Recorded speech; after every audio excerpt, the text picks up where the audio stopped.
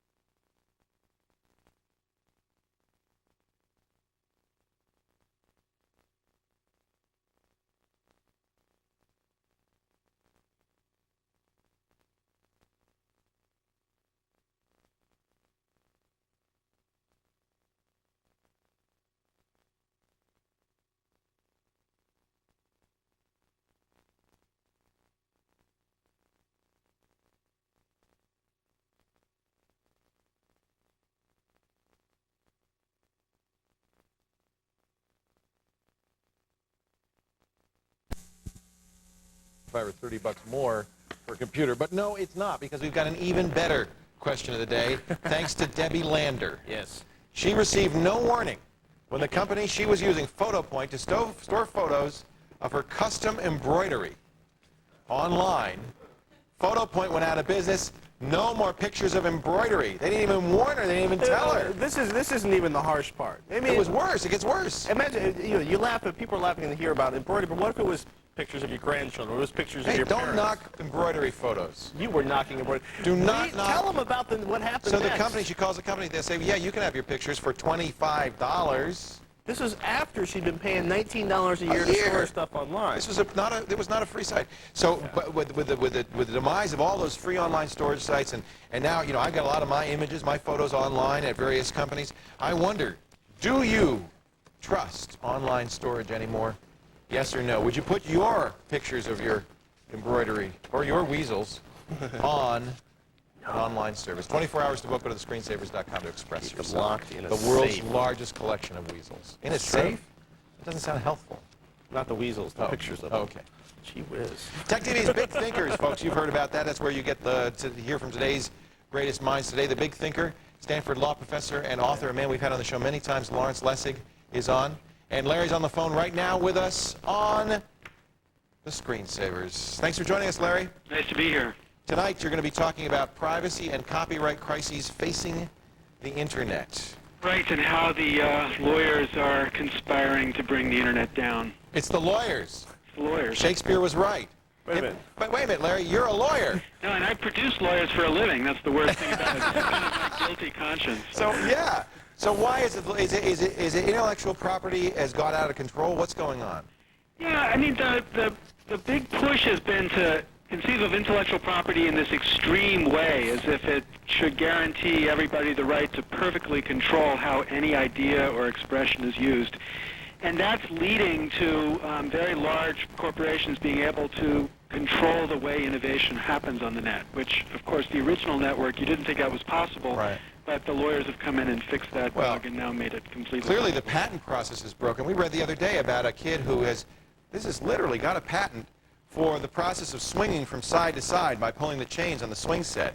Right. I mean, patents is one very big example of it, but copyrights, too, control the way in which people can deliver and produce content in a way which nobody originally intended that system to But work. you have to balance the rights, legitimate rights of the person who created the content with the legitimate needs of society. I mean, there is room for copyright law and patent law. Oh, I'm wildly in favor of copyright law, and also in certain places patent law. But the thing that I'm worried about is the extremism, because if you get too far on one side of the balance, then you can really give the power to the dinosaurs from last generation to control what the future technologies will be, and that's where I think we are right now. Somebody pointed out in the New Yorker a couple of weeks ago that every time Disney's patent on Mickey Mouse begins to run out, or copyright on Mickey Mouse begins to run out, somehow magically a new law extending the length of copyright is passed by Congress. Right, and in fact, we're challenging that law, and in the Supreme Court this fall, I'll argue that that law is unconstitutional. So if we can get those laws struck down, then we can guarantee the public domain gets fed. Free Mickey.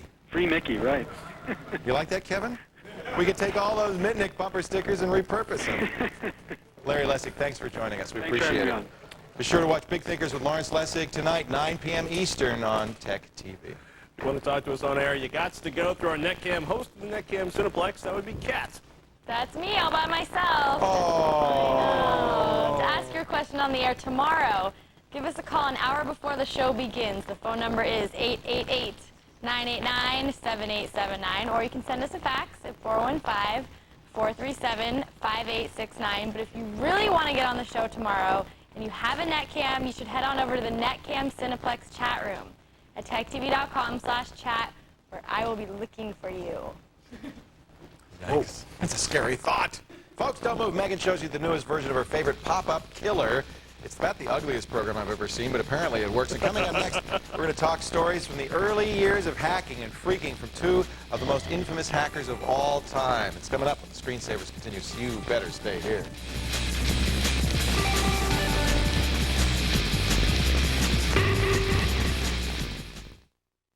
It knows who you are. A sinister force that knows no fear and strikes without mercy. How do you fight back? when technology attacks. From viruses to VCRs, the experts at Tech TV show you everything you need to know to make the most of technology in an uncertain world. Watch When Technology Attacks Week all this week on Tech TV. And never fear your technology again. Can you hear me now? This program brought to you in part by IBM, taking e-business and your business to the next level.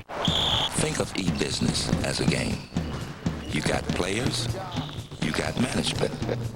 You got opponents who don't always play by the rules. This game takes strategy and the ability to move that metaphorical ball that is information with more money on the line than in any other game that's ever been played. E-business isn't just a game, it's the game. So if you're going to play, play to win.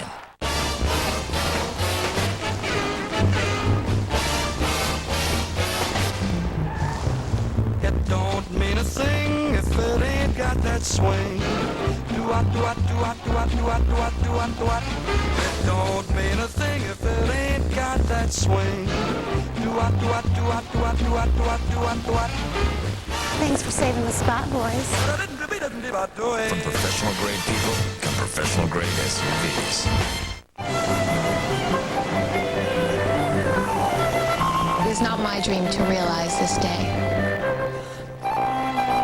The day a father watched his daughter start at Juilliard.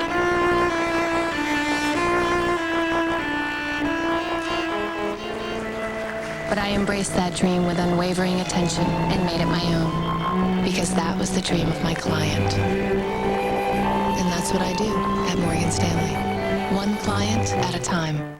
Join one of the world's largest communities of netcammers on the Intel Tech TV Netcam network, and you could be a star on Tech TV. Show us your talent. Tell us where you're from. Hi, I'm Rose from Beaufort, South Carolina. Or chat with our hosts. Hello, Nate. Hey, what's up? What's up? To join, head to techtv.com/netcam network now. The Intel Tech TV Netcam network is presented by the Intel Pentium 4 processor. Tech TV wants to know, what piece of technology frustrates you the most? I would imagine it's got to be the remote control because your wife goes nuts. Probably the remote control, Probably my Palm Pilot. because it never seems to work right when I want it to. Stay tuned for more When Technology Attacks, all this week on Tech TV. Tech TV, television about technology.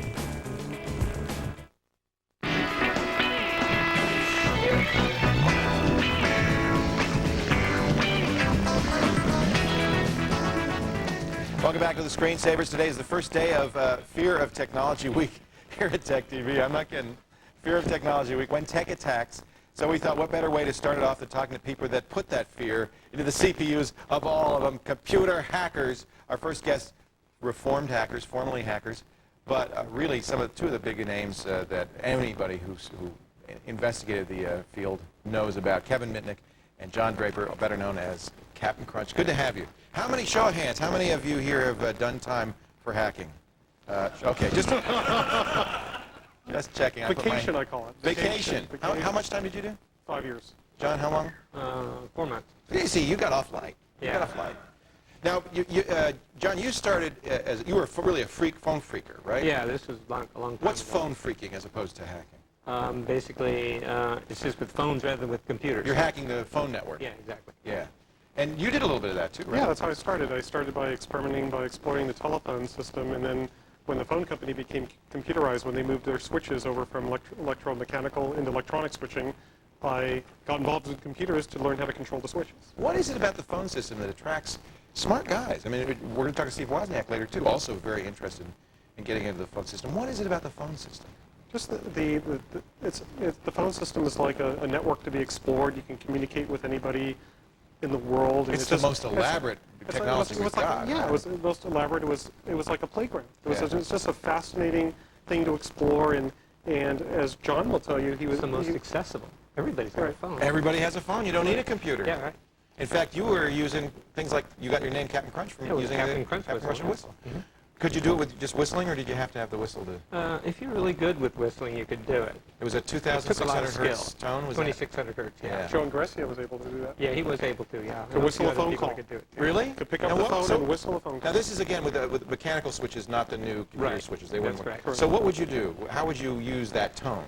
Well, you dial up a toll-free number, like an 800 number or a 555-1212 number. Back then they were free. Now they cost money. But and you would then wait for the ring, and then once it rang, you would send a 2,600 hertz tone down the line or Is this a whistle. magical signal that the phone system's expecting? Right. This is the supervisory control tone. This is a tone that controls the equipment between the two different trunks. Now, how did you learn about that tone? Is that lore handed down, or?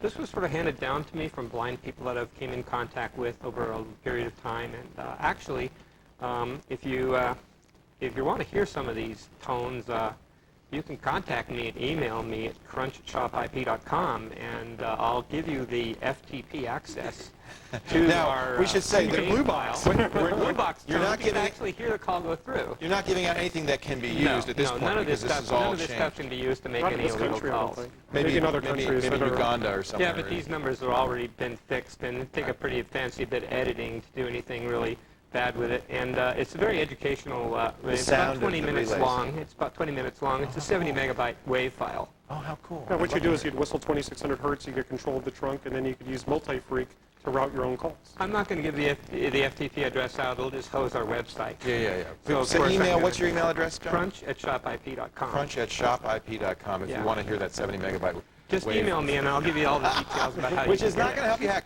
And we should point out, both of you are completely reformed, no longer doing anything Absolutely. illegal. In No, fact, of course not. I know, John, you're working on security solutions Right, for people. right. What are you doing these days? I'm writing a book on social engineering. What's that? Social engineering is the art of tricking people into either giving information or to perform some action that creates the security hole that the attacker takes advantage You of. never did that. Of course not. Let me ask you, both of you, and I'll start with you, John, what the greatest hack of all time that you know of? The greatest hack of all time was when I stumbled onto the White House CIA crisis hotline back in the 70s. This is the line that the CIA would use to call the president and say, we've got war coming up in It's 5 something minutes? like that. It's a crisis, some type of crisis line.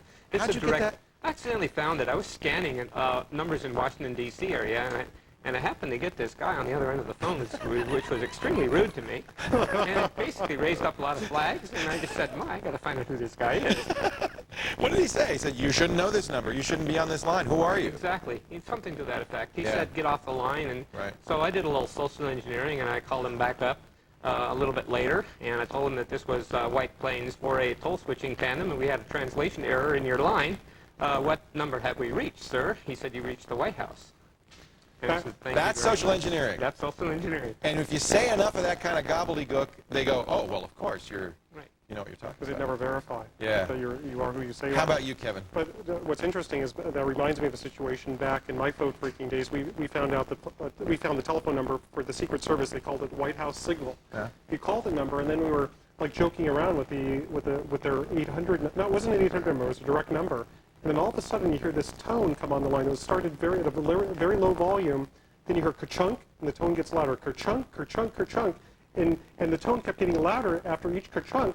And then we disconnected, but we were using a telephone company diverter to call this number, which means that we called into a telephone company, official telephone company line, and dialed out. So the Right. call originated from there. And when we called back into the diverter, they were calling in. They already tracked the number within seconds. That And this chunk was back in the- tracing. Yes. And there was Wow. some sort of weird tracing mechanism going on, and that was back in the 70s. This is like before electronic switching. You don't mess with the Secret Service. Don't mess with the don't mess with the government. We also stacked quite a few tandems when we called the number as well. What's We that, did- stacking a tandem? Stacking tandems. Again, you'll hear that on the tape. But stacking tandem is where you loop from one location to the other. You just sort of hop around. So we hopped about 3 or 4 different places. So each chunk was a tandem that you Yeah. had stacked? Yes. Exactly. Yes. Yeah. Okay. And then on the final destination call, we then called the White House CIA number. Greatest hack you ever heard of? Well, the greatest hack I've seen recently was Yeah. at the RSA security conference. This company had figured a way to derive the encryption key in a smart card by monitoring the behavior of certain aspects of the card when they would do certain things, and they were able to derive the encryption key. And I thought that was impressive. I didn't get to see scary. the exhibit, That's but scary. we could actually get the I think they were using triple DES or a DES key. Because those are very hardcore, high crypto keys that are used for financial transactions. You can crack Sure, those. yeah, they can use it for that. It's I not don't a know lot what of the security. application was, Right. but it was just fascinating. Is there ever, now we don't hack anymore, but is there anything that you wish you did, or a hack that you never did that you kind of was thinking about? Well, the hack, I don't know if the government would find it suspicious if Kevin Mitnick won the lottery in 3 states during the same week. That's a good hack. I like that. I think that's a good hack. How about you, John? I would have liked to have changed my grades. Yeah. See, now I thought that was how all hackers started, after changing your grades. You never did that, huh? Nope. After See? Broderick did. Yeah, all right. I said more games. First thing he did, that's how he got started. Let's talk about, if we're going to talk a little bit with Wozniak about how kids get started doing it. You think the same temptations to do it today as when you were young? Sure. Yeah. Oh, most certainly. Yeah. Because it's fun. It is hackers fun, isn't hack it? because it's fun, it's Yeah. exciting, they're exploring. It's not for gain necessarily, or in fact, it's often not for gain. But it's also pretty scary, and I wanted to make a really good point here, that if you go out and you would get yourself a new PC and hook it up to your DSL and cable modem, and you don't make patches to your system, right. you know, then you're going to leave your system open for attack, and somebody could sneak into your system and sneak into thousands of other people's systems, and then you would be an unwilling accomplice Using you into to an attack. What should home users do? Should we be worried about getting hacked? Just follow security patches and be really, really up on your security patches. Yeah. Install Zone Alarm or a tiny personal put a firewall put on it, yeah. antivirus software and anti-Trojan. I mean, those are the 3 things. Yep. Personal firewall, antivirus software, anti-Trojan software. Yep. Because I have a colleague, and he used a tool out there that you can commonly download from the internet and will scan a subnet, like a Class C subnet. And he identified just in one subnet several people that set up Windows 2000 machines or Windows NT machines from home, wide open, no administrator password. Right. Or the very password common. is a very clever password. I don't know how people actually think That happened of at it as DEF password. CON last year. At DEF CON, they did a scan. All these people who should know better. Wide open systems. Yeah, when I was in Turkey, they did a demonstration, a hands-on hacker. And it was just amazing. Within seconds, they compromised a regular old PC, a home PC. It just blew me away. I couldn't believe how easy it was. You're now in the business. In fact, shopip.com is the website for the company, and you're doing a firewall? Yeah, we do the Crunchbox. Crunchbox. This is hardware firewall. Right. And you'll see it there on your screen. And it's a hardware appliance. And if you have a small business and really want to protect your system, also serial. you put this on your network. And if a hacker tries to do anything funny to your network just literally vanishes. Sometimes hardware is the only way, I know. Yeah. And then Vigilance, you know, because you don't want to be deceived by somebody that tries to trick you into, for instance, opening an email attachment or installing a piece of software that creates the security hole that the attacker exploits, and it gets right into your machine. That's that social engineering. You've got to be vigilant. When your book comes out, we will have you back. We'll have you back before then, I'm sure, but we should talk about that. And when you go to my website, shopip.com, there's a link there, and if you click on that link, you can request a password to get access to the administration level access to a demo Crunchbox. And you can fill out the form, and you put in your email. Hack the Crunchbox. Hey, John Draper, Captain Crunch, Kevin Mitnick, great to have you on. I wish we had more time. You guys are so much fun. It's great to talk to you. I'm glad you're reformed. The world feels much safer. To find out more about Kevin Mitnick and John Draper, as well as a timeline of hacker history we've put together, check out the website at thescreensavers.com. Tomorrow, we continue in this theme. We're going to talk to hacker hunters, Steve Brannigan and Bill Cheswick, 2 of the foremost guys who are out there tracking down hackers. A little later on, Steve Wozniak on what to do with kids who want to hack. Some good advice from a guy who knows. Stay put. We answer your tech questions in boot camp in just a bit, and Megan shows you a universal web filter that kills cookies and oh, so much more right after this helpful Windows. Do you have a document so incriminating that you can't wait to get rid of it? When this happens to me, I hold down Shift while I delete the document. It skips the recycle bin and goes straight to gone.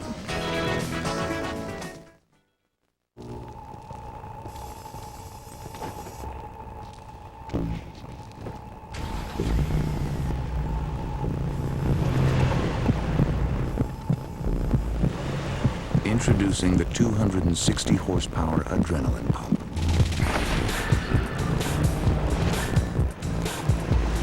The new G35 from Infinity.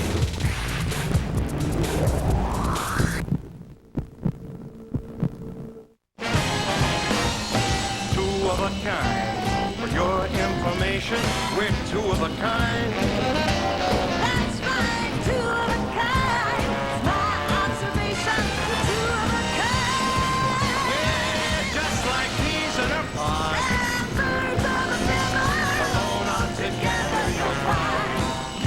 PowerShot digital cameras, and Canon bubble jet printers. Two of a kind. True harmony in a digital world. Take all the time you want, folks. We'll take this one in red. Beautiful choice, sir. No, black. Black. That's actually my favorite color.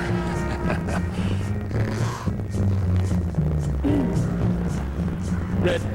Definitely red. When software lets you quickly give customers what they want, that's 1 degree of separation. That's business with .NET from Microsoft.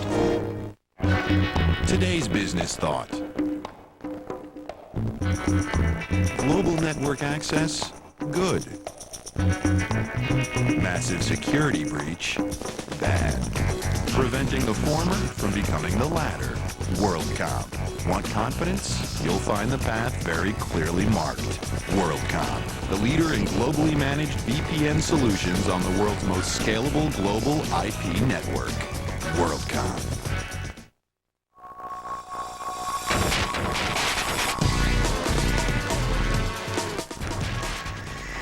All right, I'm not a passive person, but when technology attacks, I fight back. I fight back. This is called the Proxomatron. I mentioned it before as a way to kill pop-up windows or cookies, but it does a lot more. Plus, a new version just came out. It fixes a lot of the bugs. And as Leo says, it's ugly. But, you know, beauty is not what you need in a program. Well, it's nice to have an understandable user interface. Yes, but you can change the skin. First, I'm going to show you something that might alarm you. This is Hamster Dance. And as you can see, there's a lot of bouncing around. There may be some music, a lot of craziness. Are you telling me this program can protect me from hamster dance too? Yes, it can protect you from the hamster dance. So let's switch over to 98 where we have Proxomatron installed. Okay. And let's go to the hamster dance site. It kills animated GIFs. It kills animated GIFs.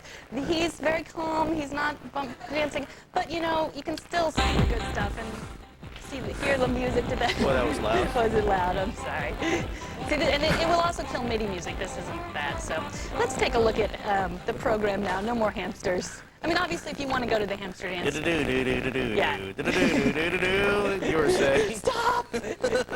So here it is, and you can change the skin. This is very psychedelic. It can, kill those blaster ads, those ones that leap across the screen. It can kill the referring text that tells the website where you've just been. Always a plus. Yes, or it tells them what browser you're using. All that stuff that you might not want to share with other people. There's all these. Very cool. So yeah, and it's free, of course, and it's just for Windows. Just for Windows. Sorry. Yeah, there are a few programs for Mac that can kill cookies and also kill pop-up windows, and that is listed at the screensavers.com along with the link to Proxomatron. Keep sending Megan your downloads to take the fear out of surfing. Send them to Megan at techtv.com now. Put down that remote you won't want to miss. Apple co-founder Steve Wozniak is still to come. Leo gets down to the basics in today's boot camp when the Screensavers continues.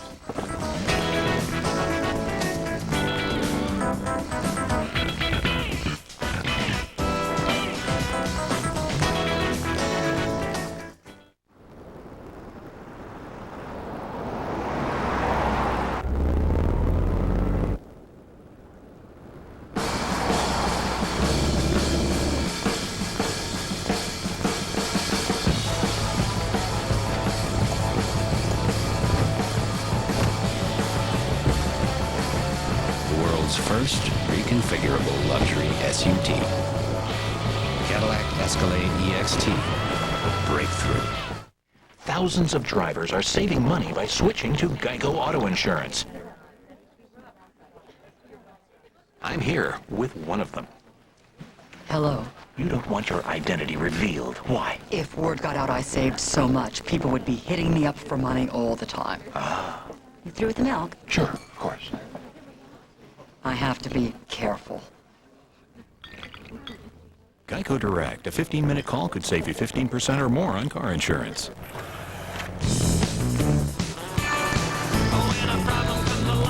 You must whip it before the cream sets out too long. You must whip it when something's going wrong. You must whip it. Now whip it into shape. Shape it up. Get straight. Go forward. Move ahead. Try to detect it. It's not too late to whip it. Whip it good. Where'd the ball go? Where'd the ball go? Where'd the ball go?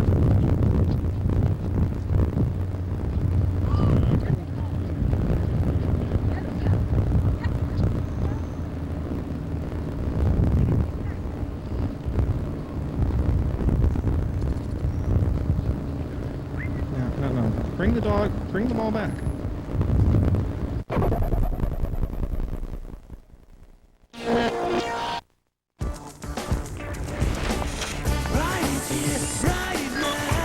Discover your dreams. Explore the unknown. Imagine a new tomorrow. Tech TV, the new television network about technology.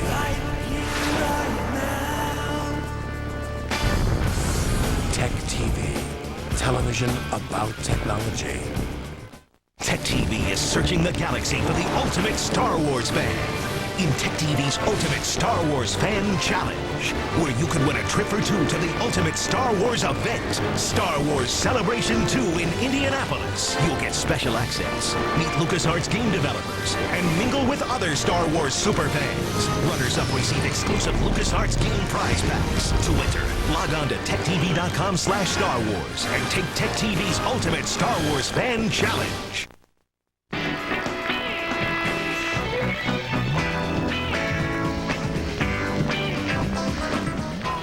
Welcome back to the Screensavers. I'm Leo Laporte. Coming up in this half hour, the great Steve Wozniak explains why sometimes hacking is not so bad.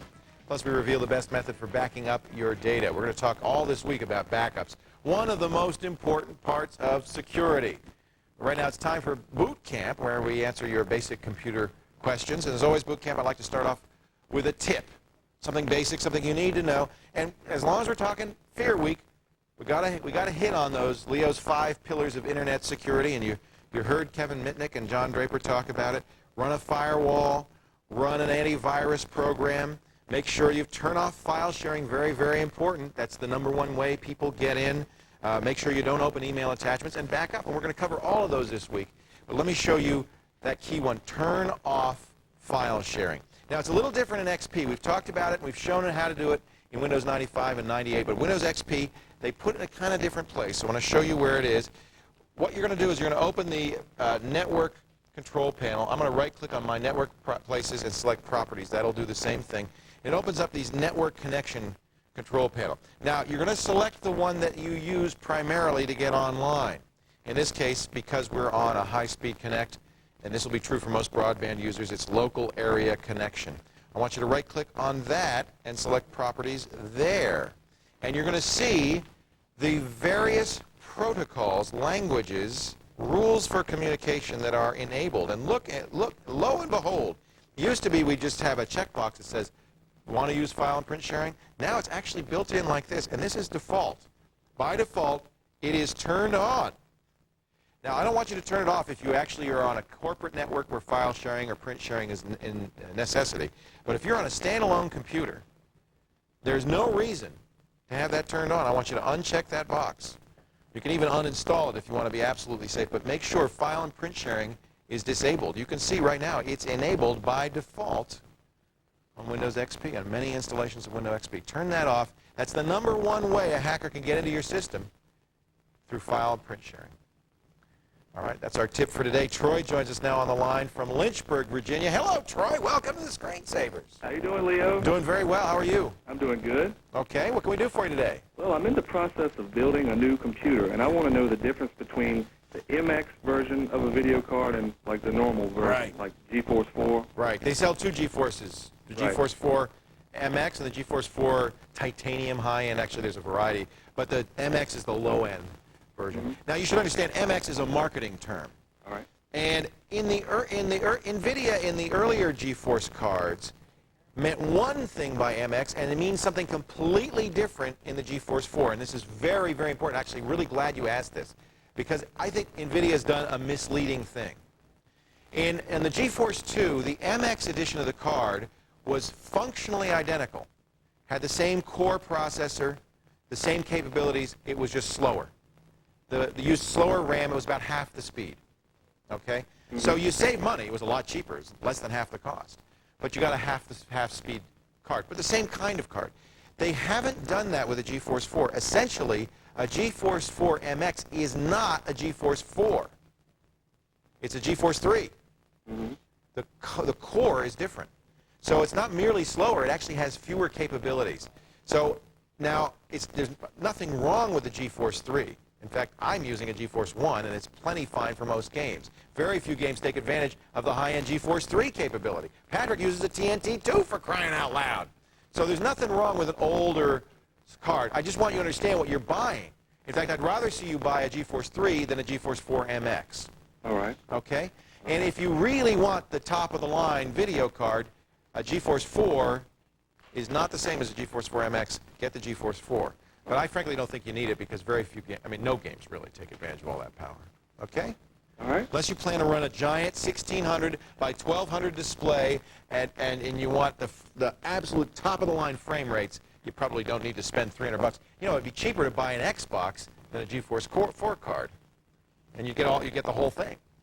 Thanks for the call. I appreciate it. I'm glad you gave me a chance to talk about that because they confused the issue. They muddied the waters by changing what that MX means from platform to platform. Time right now to announce our Friday winner in the Great Gadget Giveaway, sponsored by Dell. Congratulations to Michael from Battleground, Washington. Michael won a Palm i705 wireless PDA. I am so jealous. Actually, that's a 500 there, but it says we gave him a 700.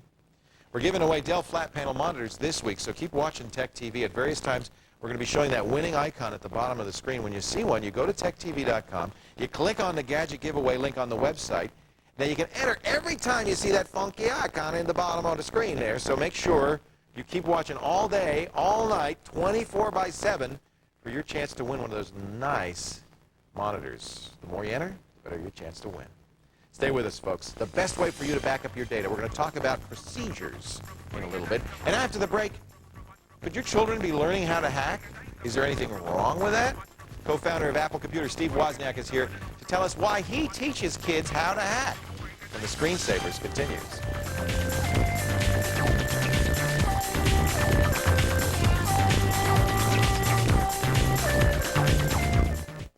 Tech TV wants to know, do you think technology is making us safer? Oh, I think technology is making it much safer. I can't imagine that it's making life much more dangerous for us. Safer. Information's always safer. I think it's making things move faster. Stay tuned for more When Technology Attacks, all this week on Tech TV. How do you fight back? When Technology Attacks, all this week on Tech TV. In 1935, Foxwood Farm started with one horse and a truck. The horse was a thoroughbred, the truck a Chevy Suburban. Today they have a few more horses, but there's still only one truck, Chevy Suburban. With an available 8.1-liter Vortec engine, it's capable of towing up to 6 tons, making it the best Suburban yet. Chevy Suburban, like a rock. This is different. It's the internet without a computer. It's email without a keyboard. It's the best thing to happen to your telephone. Pronto's your walking, talking, question answering, reservation making, direction giving, must-have, toll-free super number. It's at your service 24 hours a day. And it's yours for the asking. It's your easy answer to life's tough questions. It's your email to 10 people with little more than a whisper. It's your emergency contact. It's customizable. It's Rodeo Drive. It's Wall Street. It's up to the minute. It works from any phone, and it's a cinch to sign up. It's no contract. It's unlimited. It's more than just answers. It's a solution, and it's waiting for your call. Pronto. Change everything you know. Call 1-800-790-2529 before April 30th and get Pronto for just $14.95 a month. Across the country, people everywhere are tuning into a revolutionary new kind of radio that delivers more choice, better sound, and coast-to-coast coverage. Introducing XM Satellite Radio. Part rocket science, part rock and roll, XM brings 100 channels of music, news, sports, and entertainment to your car or home for just $9.99 a month. It's easy to get XM, and you don't even have to replace your radio. XM adapters start at $300, and you can save $50 if you call our toll-free number now. XM has it all, from programming you already know and love to an extraordinary range of original channels you can't hear anywhere else. XM puts 71 channels of music, 12 channels of news, 5 channels of sports, and 12 channels of talk and information at your fingertips, including more than 30 commercial-free channels. So join the radio revolution. Call our toll-free number now to save $50 on an XM satellite radio system at a store near you.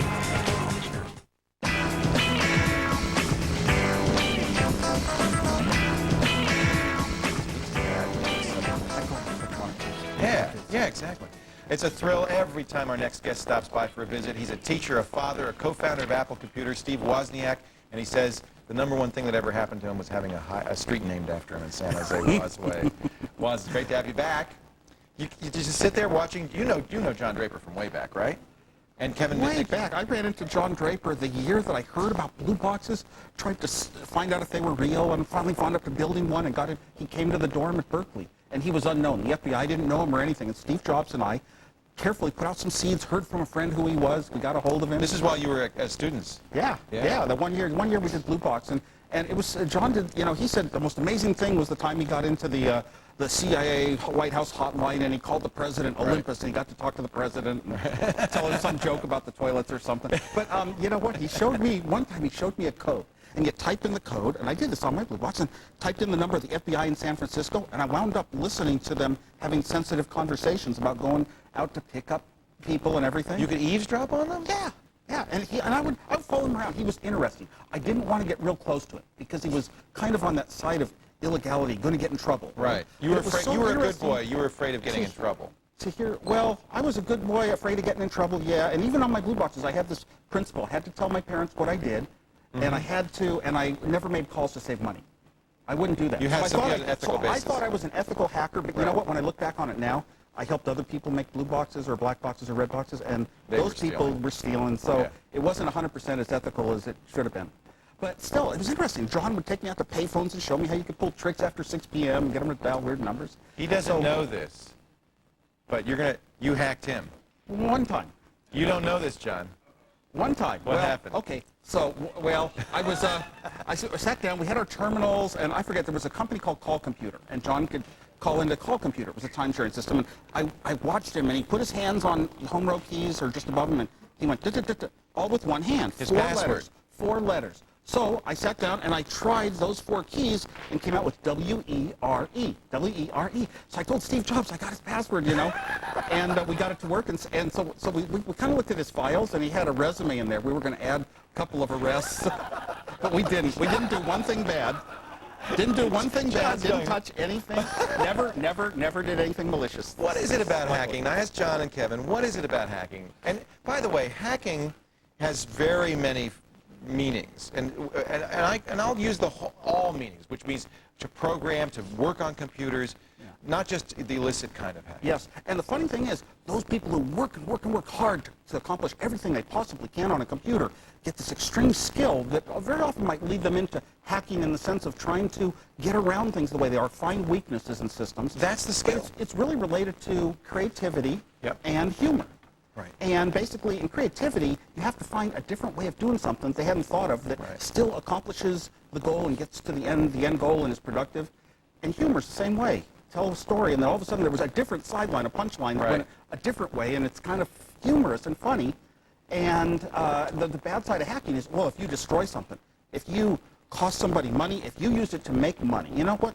In John and Kevin's life, I never knew either one of them to make any money off of this ever. Right. So it's just the sort of, you want to explore things. Now, we take our young kids and we kind of put them in little square mazes, and you say, you go here, you behave this way, you do this, you do that, you don't open that drawer. You don't go searching for things. Right. But science fiction, and all the stories I grew up with, it's about people searching for new ways to do things and flying into outer space and wondering what makes the universe work. And it's like, how are you going to inspire kids to do that if you're shutting them down every time they try to when they're young? So what I like to do is encourage them to explore, try to think of new things, try a few new things, and then teach them where the boundaries are.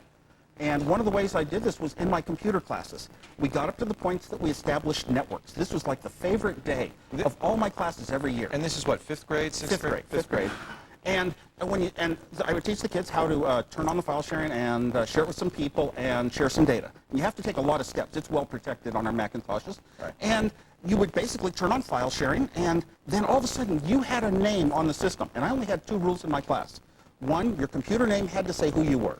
Sorry, but I forced the kids to say Kevin's computer instead of Rumpelstiltskin. Right. And you also had to, if you could get access to someone else's computer, password, or they didn't protect it properly, you could do things to trick them and hide things and move them around. As long as you didn't lose anything, you could restore it to the way it was. No destruction. Yeah, and in 8 years of teaching, the kids never violated the rule about destruction. In fact, if anyone ever kind of accidentally got into something, they'd say, no, you can't destroy anything. You can't touch anyone's keyboard. That was another rule. You could never touch anyone's keyboard, only over the network. But in the kids trying to think up ways and try passwords and tricks to go in, they are learning so much more about the computer network that their minds are developing. That's how good minds get developed. And even when they learn techniques that let them crack some passwords at school, they never, ever would allow. It was just verboten among my students. You know, maybe there'd be a bad one if I had more students. There was never a case that I ever heard of where they destroyed any data even. Right. Because well, in a way, by giving them yes, I gave them a way to get in, They always found it. One girl would say, Steve, my system folder disappeared. Steve, something else disappeared. And I'd look around the class, and there's one little kid smiling and typing, and he'd be glad to take credit for it, and restore things pretty quickly. And yeah. So by giving them an outlet, you kind of you fostered that kind of creativity in a positive way. Not a destructive way. Yeah, they were A, learning, and B, they were getting to see that there is an exciting world so they could understand what was going on, and they could also have some fun. This is fun. Even trying if you're unsuccessful can be fun. For me, this explains maybe to me in a way why I've always been fascinated and really kind of well disposed towards hackers, because they just have that curiosity. They've maybe gone a little farther than I would have. Yeah. I was never a real computer hacker that somehow broke into systems. Maybe I heard something from somebody once that you could do, but I never really did that. I wasn't that way.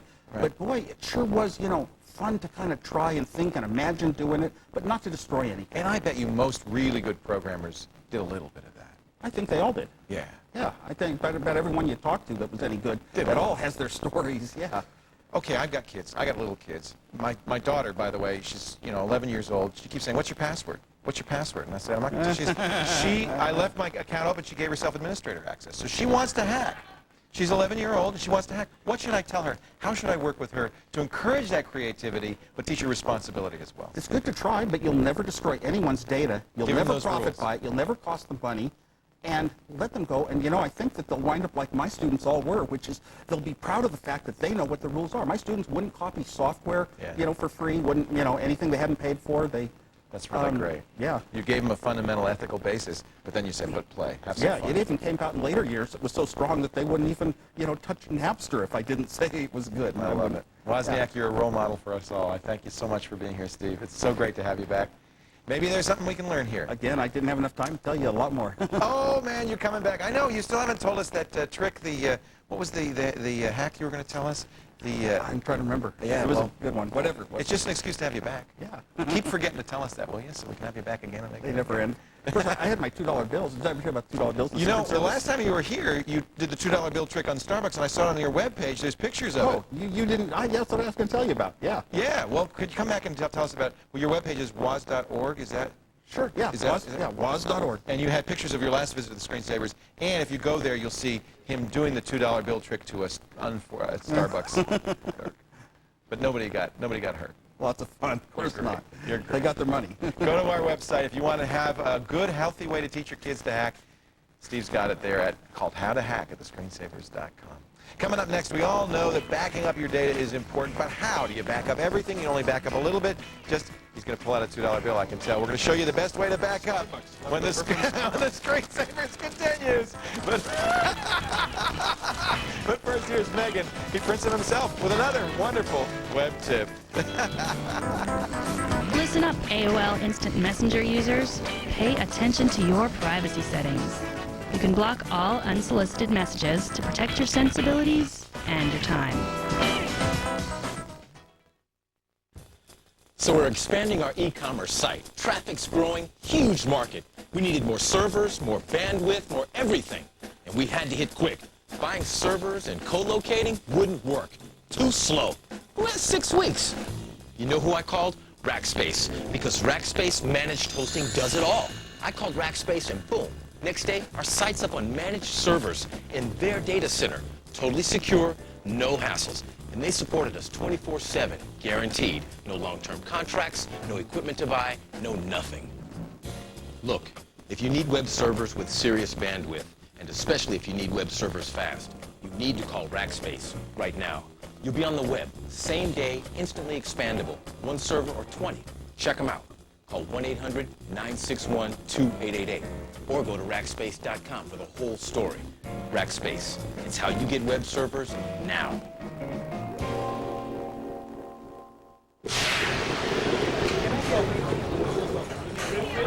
Okay, let's do one-year predictions. You first. I predict you'll be on the menu. Ooh, zinger. You got me. Come on. Dow, 5,000. Nasdaq, 800. Interesting. Wrong, but interesting. Get this. Dow, 25,000. Nasdaq, 8,000. Give or take $1,000. Or 10. You know the difference between you and me? Yeah, common sense. No, you're a pessimist. Nobody likes a pessimist. Nobody likes a talking steak either. No matter which way you think the market will go, Ameritrade can give you an edge with a fast trading site and a 10-second guarantee. Qualified market trades that take longer than 10 seconds to execute are commission-free. Limitations apply. Open a cash account with $1,000 and get 25 internet equity trades commission-free. Go to Ameritrade.com. Hey, aren't you going to leave a tip? Tipping is for cows.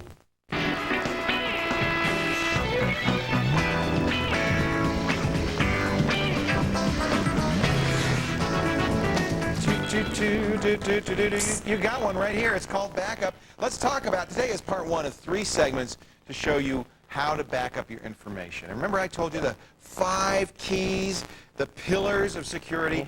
The 5th one, maybe the most important one, back up. That way if you get hacked, if your system crashes, if something bad goes on, at least you're not going to lose everything. And this counts for computers, for Palm Pilots, for PDAs, for the phone numbers in your cell phone.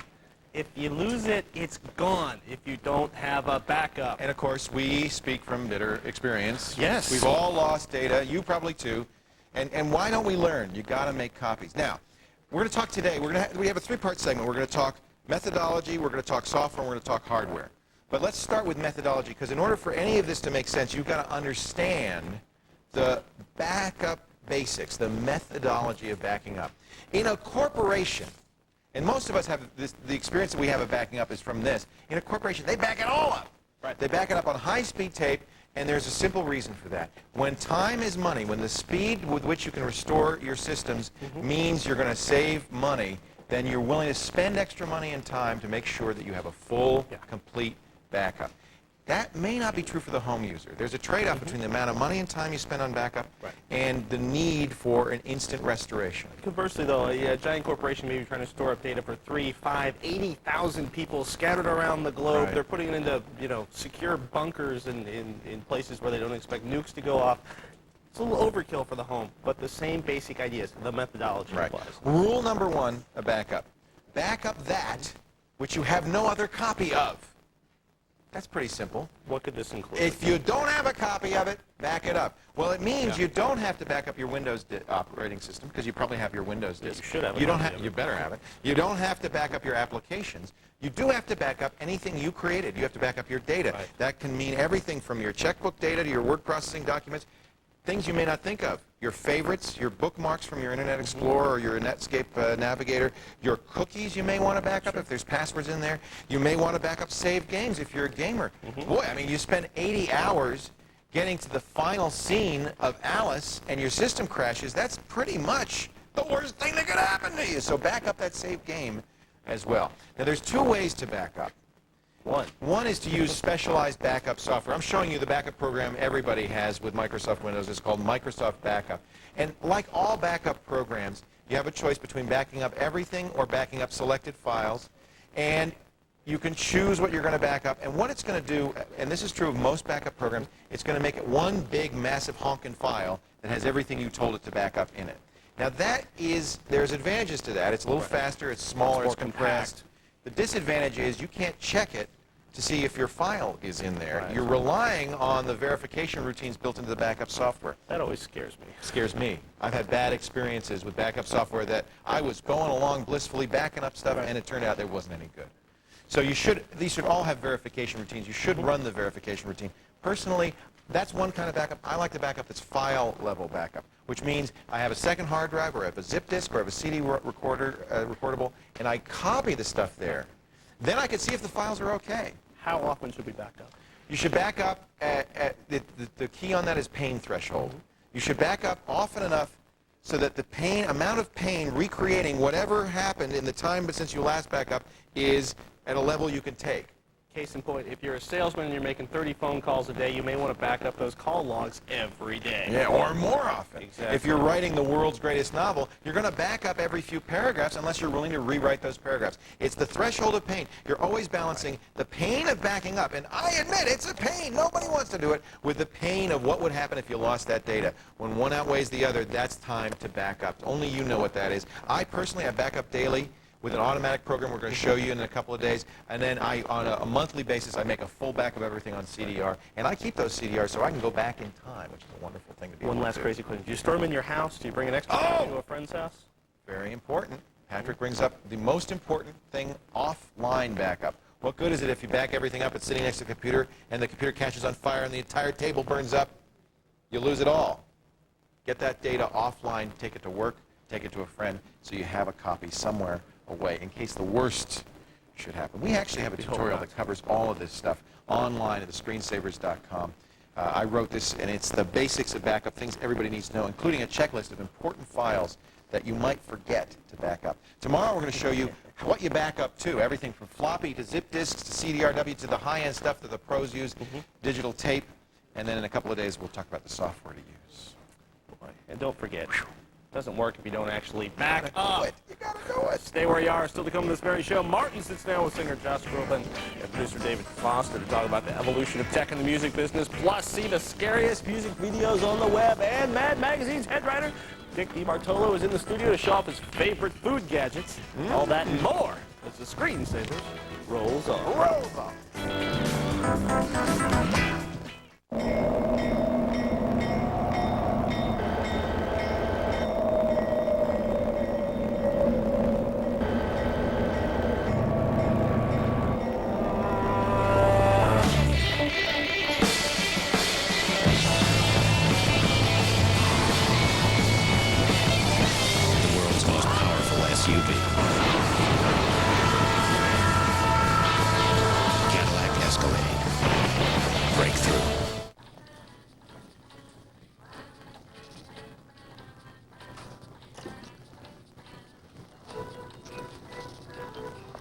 You should try that one.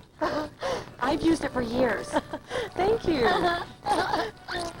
Wish you could find out about stuff before you buy it? Then come to Best Buy, where you can test and try out everything in our store, so you're sure to find what's right for you. Best Buy. Go ahead, turn on the fun. Wait until you hear this. This is so cool. Stop. Wait a minute. Cool? Cool. Cool is why my son needs new sneakers every month. Cool is why my daughter's hair is green and her boyfriend has a bolt through his nose. Cool costs me money. Cool.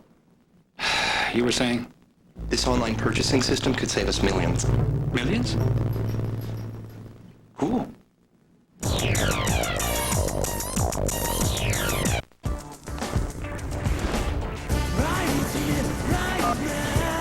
Bringing us closer,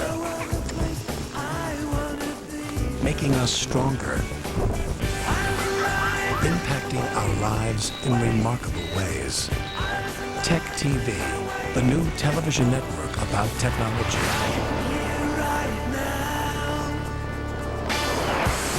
Tech TV, television about technology.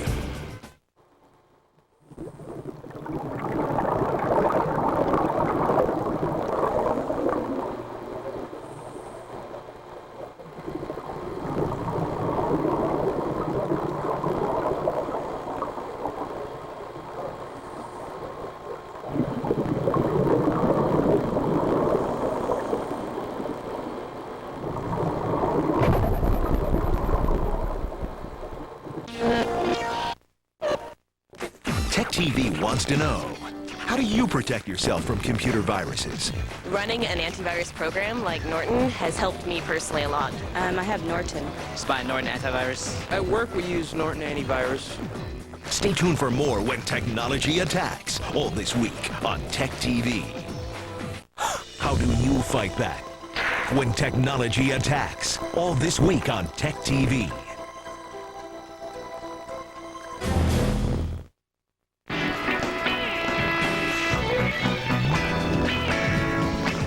Welcome back to the Screensavers. I'm Leo Laporte. I'm Patrick Norton. Thank you for joining us. You just can't go anywhere. Trust me, coming up this half hour, Mad Magazine's head writer Dick DeBartolo is going to show us the tech gadget. Gadget? He's got two gadgets, and he's going to test me with it. I found don't him know. at the San Francisco Food Show. Yeah. I'm a little afraid. Actually, Gourmet Food Show. Martin's got a list of the scariest music videos on the web. Meanwhile, let's check over with the folks at Tech Live, see what's going on the show tonight. Michaela Pereira on the set. What's coming up? Well, guys, today Mr. Bill Gates took to the stand in federal court telling his side of the story in the antitrust case against Microsoft. He had some compelling arguments, but so do the states taking on Microsoft. Also, if you are an avid video game player, take a look at this. Here's a new incentive to win. Video games that actually cause you pain. Lose and you will get zapped, my friends, even whacked. It's a whole new experience for gamers. Plus, a new age of schoolyard bullying. It's not about fights after class in the parking lot like we used to see in the old days. Bullying is now taking place over cell phones and pagers. We're going to tell you all about it. Strange new twist to an old theme. That's all coming up on Tech Live tonight at 8:30 Eastern, 5:30 Pacific. Oh, my. Thank you, Michaela. You know what happens if we make a mistake here? They zap us with the taser? No. Ken Marcus comes out of the control room and kisses me on the nose. The 2002 Technology Festival is happening. We have an in-depth look, my nose is itching right now, at how technology may be making our lives less safe and what we can do about it. Stay tuned this week, Tuesday, April 24th. Hacker Hunters, Bill Cheswick and Steve Brannigan, show us how they catch hackers. Plus, Wednesday, we discover what scares Poison's lead singer Bret Michaels about the internet. It's not the big hair. And Thursday, the top 5 ways to stay private online. Friday, when weapons attack. What is technology's role in preventing or causing military casualties? We've got some great stuff coming up on the show tonight and all week long. I hope you've been TiVoing this show because it's only going to get better. This is the best, I think, the best show we've ever done. It's time to announce Friday's winner of the Ultimate Star Wars Fan Challenge. Congratulations to what? Let me get my. Are you ready? Yes, go ahead. Be prepared. It's Greg from Schofield, Wisconsin. He's won a Star Wars video game and the chance to attend one of the best Star Wars events of the year. You can win 2. Just go to thescreensavers.com and click on the Ultimate Star Wars Fan Challenge link. Take the quiz, get the right answer, and you'll be entered to win. Every day we give away a pack of Star Wars goodies, including like this, one of them nifty lightsaber type lights. Ooh, it's very cool. And of course, come April, one of our lucky entrants will receive a grand prize for a trip to the Star Wars Celebration 2. You need a hit for today's quiz. Remember that the pod race had 3 laps. 3 laps, not 2, not 4. There's no comfy pillows involved whatsoever. In the past few years, online storage has been heralded for its convenience, its protection. No more drawers full of photographs when you can upload them to a website. No more messy and corruptible backup tapes when you can store them all online. Notice we didn't mention online backup in our backup piece because so many of these online hard drive sites are kaput. What happens when your online storage company goes belly up? Do they give you time to get the data off? Do they charge you for the data? At least one woman was charged $25 for her online data. Our question of the day, do you trust online storage? Cast your vote at thescreensavers.com. Now, let's check in with Martin Sargent. Thanks, Leo. The name Josh Groban may not be too familiar to you, but that's going to change. He's already got a ton of raw talent and he's been featured on 2020 and performed at the Winter Olympics. And with the help of his producer David Foster and the internet, his cult following, the Grobanites, continues to grow. Here's why people like him.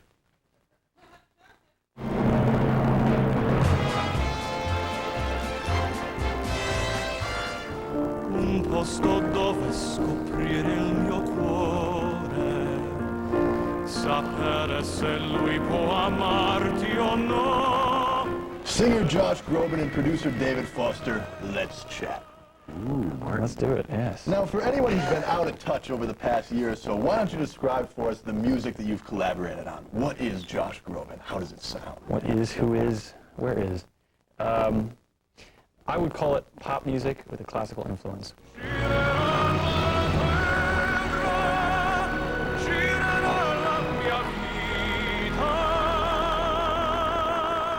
But I think the real story here might be the power of the internet in spreading your music to the masses. Definitely. Tell me what happened after you made an appearance on the show Ally McBeal. I got a few phone calls that morning from radio stations who were downloading the song to play it on the air because my CD hadn't come out yet. So we called Warner Brothers Records and we said, let's try and put up a makeshift website so people would know where to go and what it's all about. And it was joshgroban.com. Our breath away is not far to where you are.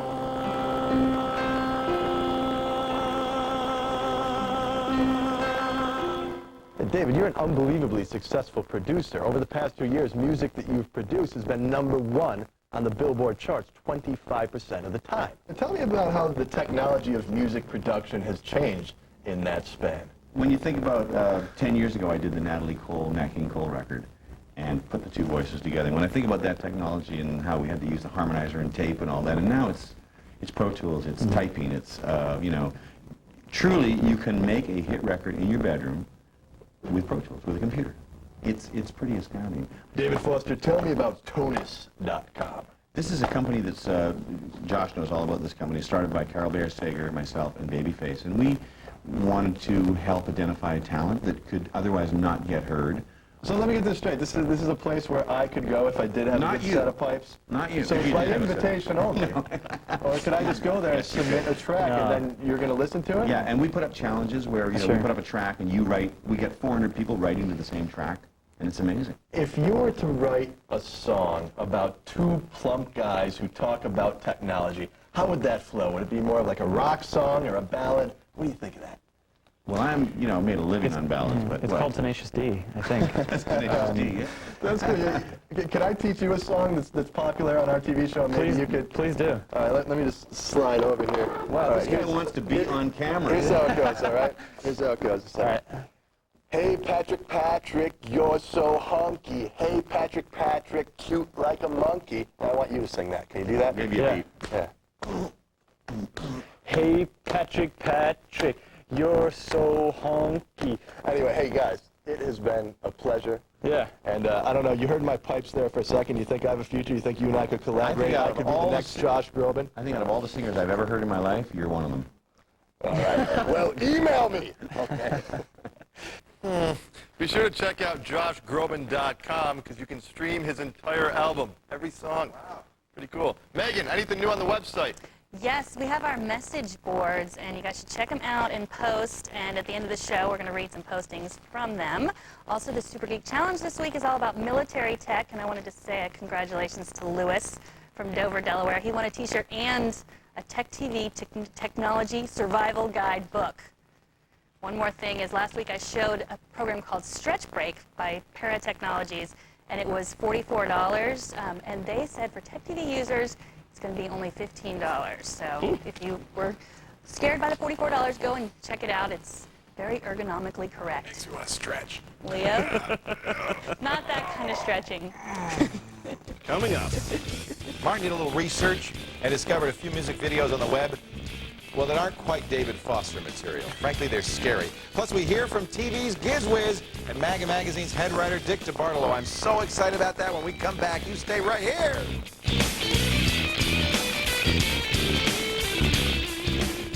It knows who you are. A sinister force that knows no fear and strikes without mercy. How do you fight back when technology attacks? From viruses to VCRs, the experts at Tech TV show you everything you need to know to make the most of technology in an uncertain world. Watch When Technology Attacks Week, all this week on Tech TV. And never fear your technology again. Can you hear me now? What would you do with a new Pontiac Vibe? That's our vibe. Nice. Yeah, it's like sleeker. It's a little more like sports car-ish. This is more than enough room for the board. We'll bungee you to the roof. I like the stainless steel on the dash. I dig it, I have to say. Seats fall down. I could have definitely used this when I was moving to my apartment. I wonder what this thing does. That's the eject button. Yeah, it's the power outlet right there. All right, we're ready to roll. Keep it on. else is got, Captain? What would you do with the new Pontiac Vibe?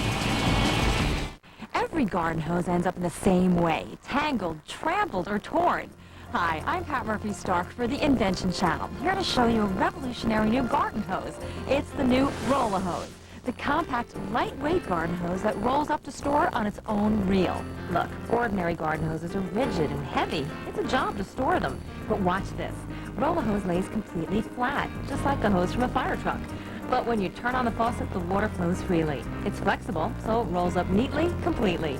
It's so lightweight, anyone can do it in minutes. Dragging that heavy hose from faucet to faucet is a dirty job. But Roll-A-Hose is so lightweight, moving it is no problem. Move it to water your plants out on the patio. Move it to clean the pool area, your deck, or your porch. Move it to wash your car. Then when you're done, store it in the trunk. It's so easy to move, you'll wonder how you ever lived without it. Roll-A-Hose is compact, so it stores in any cabinet. Other flat hoses snag and pull, but the Roll-A-Hose weave resists snagging. It's so durable, it's strong enough to tow a truck, and it's guaranteed not to split or break for a full 10 years. The amazing Roll-A-Hose with built-in reel for just $19.99. Other hoses are only 25 feet, but we give you 50 feet. That's twice the hose for the same price. And as a free gift, we'll send you the Roto Spray adjustable spray gun with 4 special settings. It's a $10 value free. But here's an even better deal. All of today's callers will also receive Mighty Sweep, the water-powered broom. The powerful spray means dirt and debris sweep away. It cleans a 3-foot wide path, ideal for debris on bricks, decks, driveways, and more. And it's free. Just pay shipping and handling. You get it all. The double-length 50-foot Roll-A-Hose, the Roto Spray, and the Mighty Sweep. A $60 value, just $19.99. Call 1-800-508-0203 to order Roll-A-Hose with a 10-year guarantee for just $19.99. You'll also get the Mighty Sweep free plus shipping. So have your credit card ready and call 1-800-508-0203. That's 1-800-508-0203.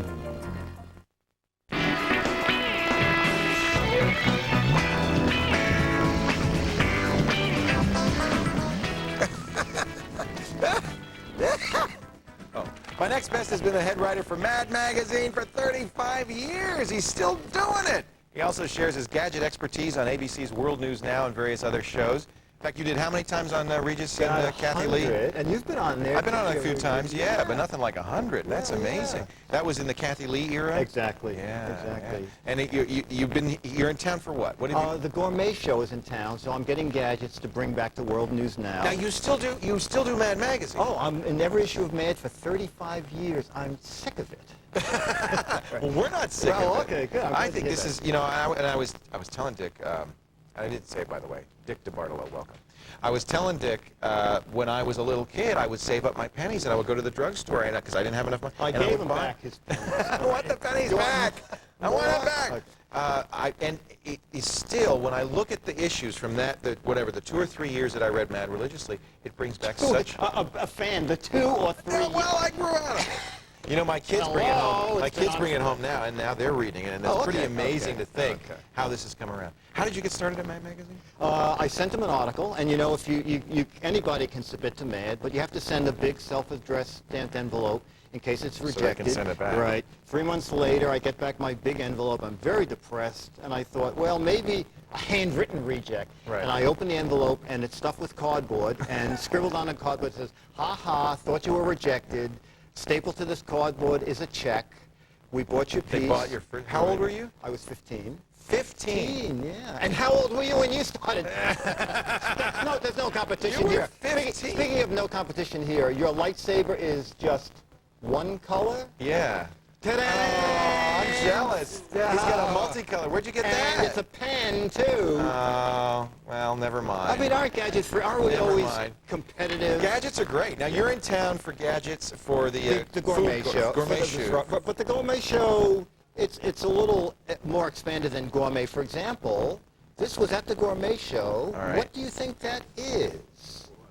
That is a strange device. You push this here. It's got a little rubber thing. I have no... No, you're very good. I have no idea. Okay. Very good. It's got a button. What is it? Oh, it's called CD lift. Oh, look at that. And it's look at for that. people who you push that down, and that forms a suction. And then you can lift up your... and then when it's over your drive, you push the button.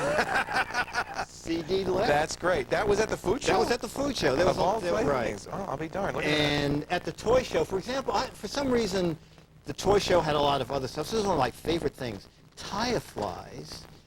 These screw into where your tire, where you fill your tires.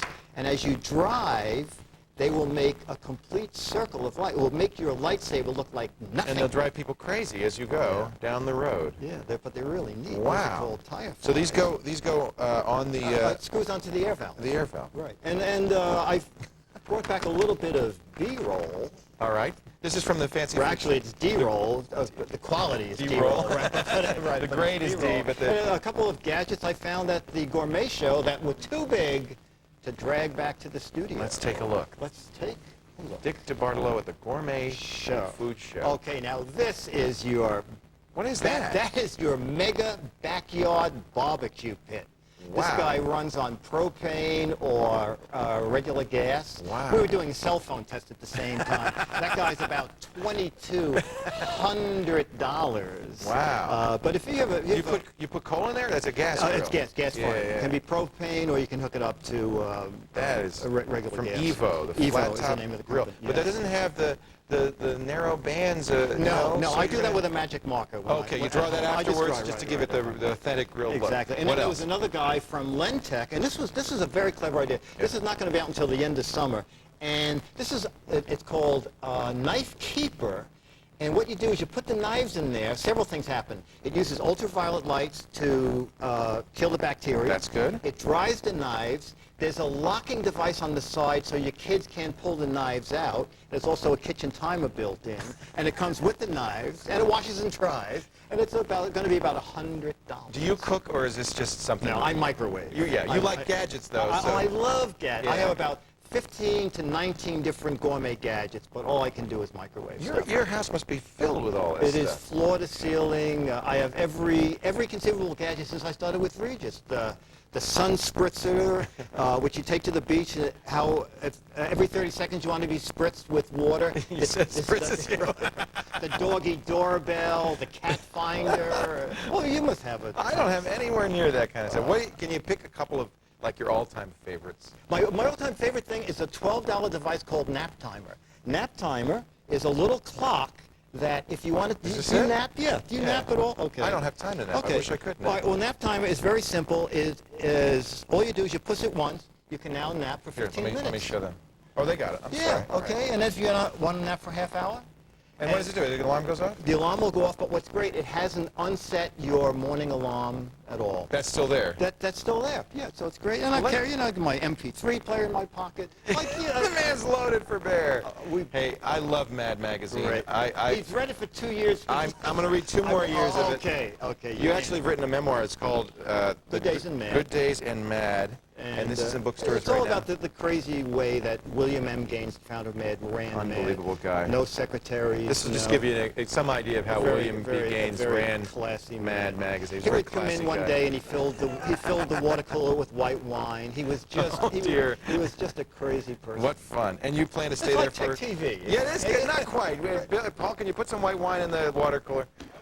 That was yesterday. I missed it. Shoot, it was Sunday. Dick, it's such Thanks a so much. pleasure to meet you. Please you're come back. very kind to guests, and I watch you on TV for 2 years, and then I'm stopping. Then you're At the end of gonna history, That's it. It's history, over. pal, history. And I'm including reruns in that. www.gizwizbiz.com. Giz, because he's the Gizmo Whiz. Hey, Dick, thanks so much for coming. Thank you. To find a list of Dick's all-time favorite gadgets and gizmos, go to the website, thescreensavers.com. We got a link to his website and to the book as well. We're on a roll, folks. The next coming up, the scariest music videos in the world, and I mean in the world, when the Screensavers continues. We're at 8:30 Eastern Time. It's Tech Live showing off Pain Station, a game that shocks your competition as you play. At 9 p.m., Stanford law professor and author Lawrence Lessig on Big Thinkers. 9:30, it's the ultimate home security system on Fresh Gear. And if you missed anything on this show, even if you didn't, you should watch it again, 10 o'clock tonight on Tech TV. Try to get a dent out of your car, and you'll end up with a huge dent in your wallet.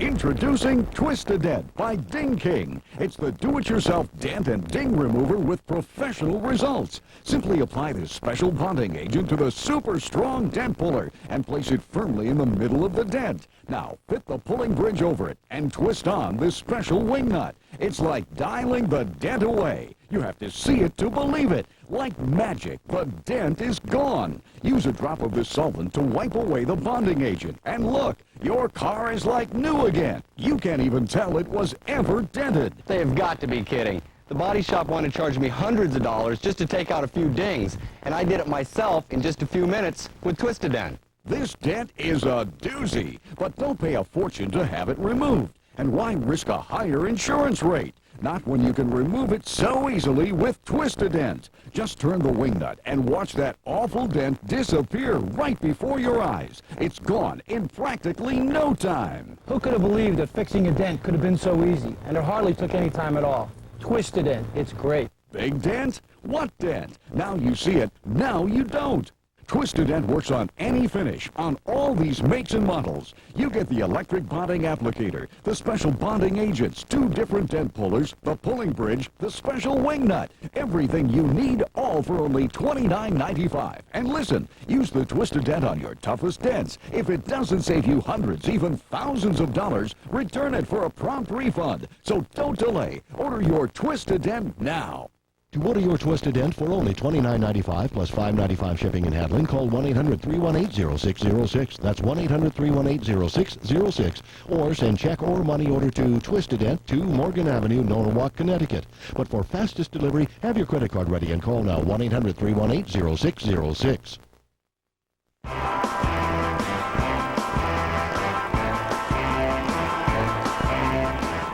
Except for bees, it takes a lot to scare me. But these 3 internet music videos have disturbed me to the point of thinking differently about the universe. Number 3.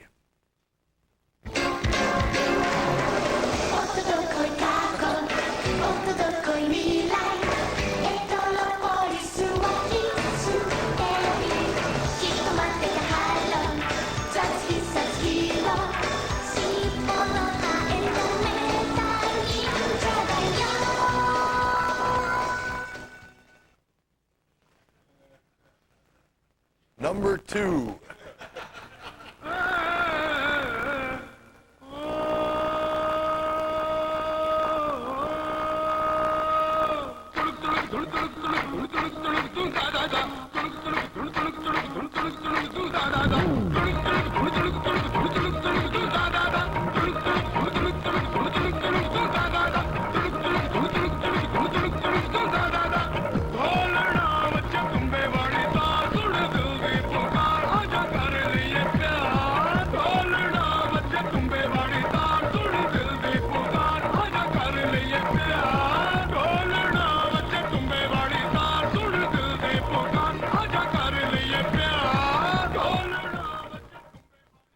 What you just saw there is the most popular music video in India today. Even more popular than number 1.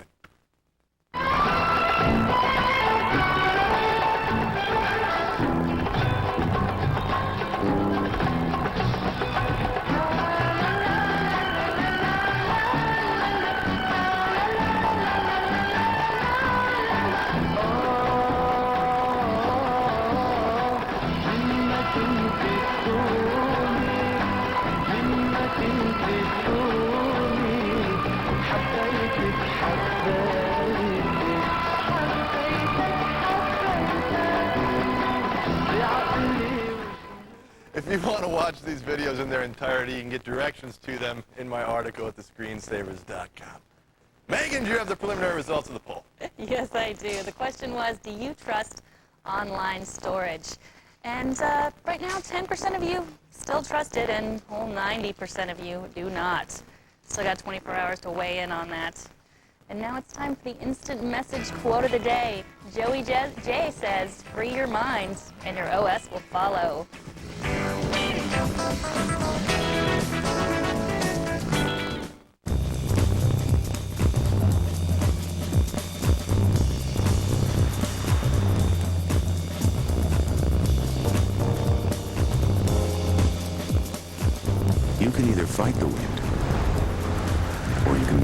time. Zero lift aerodynamics. 0.26 drag coefficient. The new G35 from Infinity.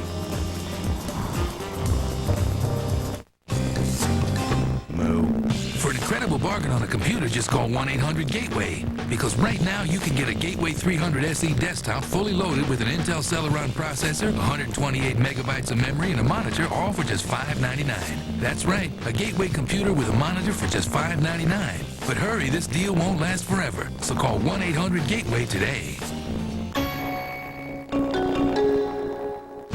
That's 1-800-GATEWAY.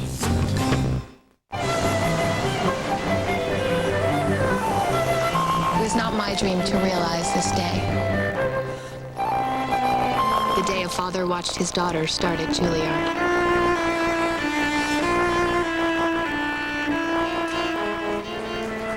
But I embraced that dream with unwavering attention and made it my own, because that was the dream of my client. And that's what I do at Morgan Stanley, one client at a time. Hold on to your seats. We're going faster. Exploring farther. Growing stronger. Changing the world one breakthrough at a time. Get a front row seat into the future. Tomorrow's World.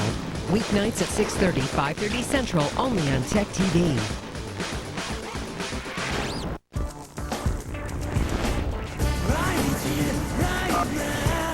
Bringing us closer. Making us stronger. Impacting our lives in remarkable ways. Tech TV, the new television network about technology.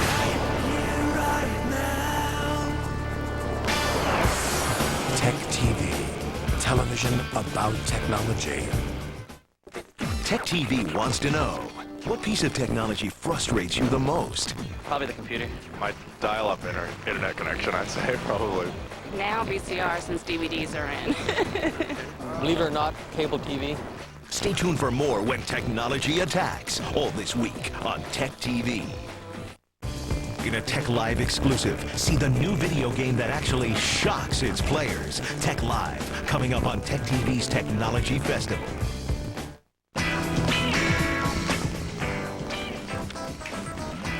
Be sure to catch tomorrow's show. Martin and Pauly Shore talk about his new movie. It's called his new movie. It's his You'll Never Wheeze in This Town Again.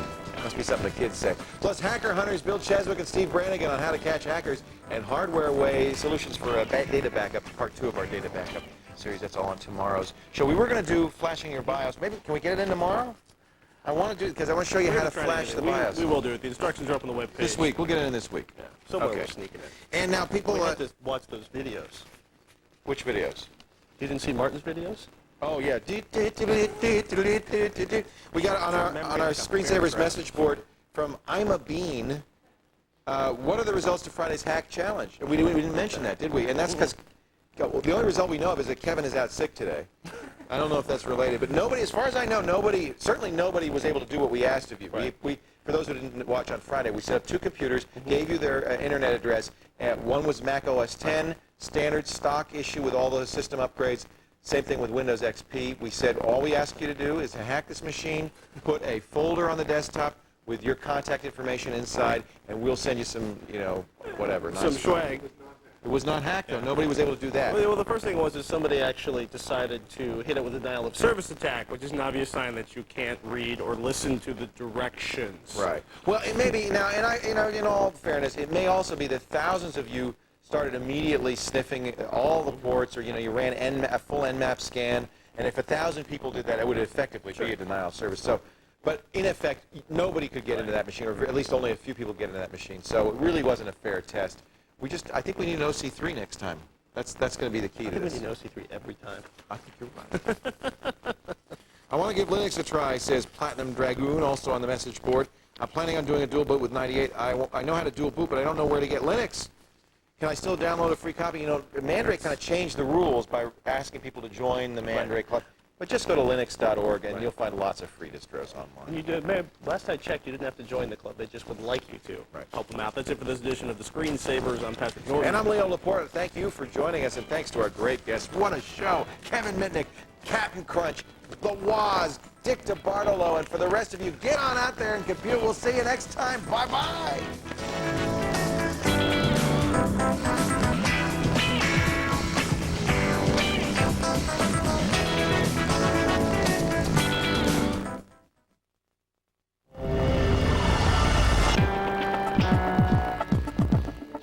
Tonight on Tech Live.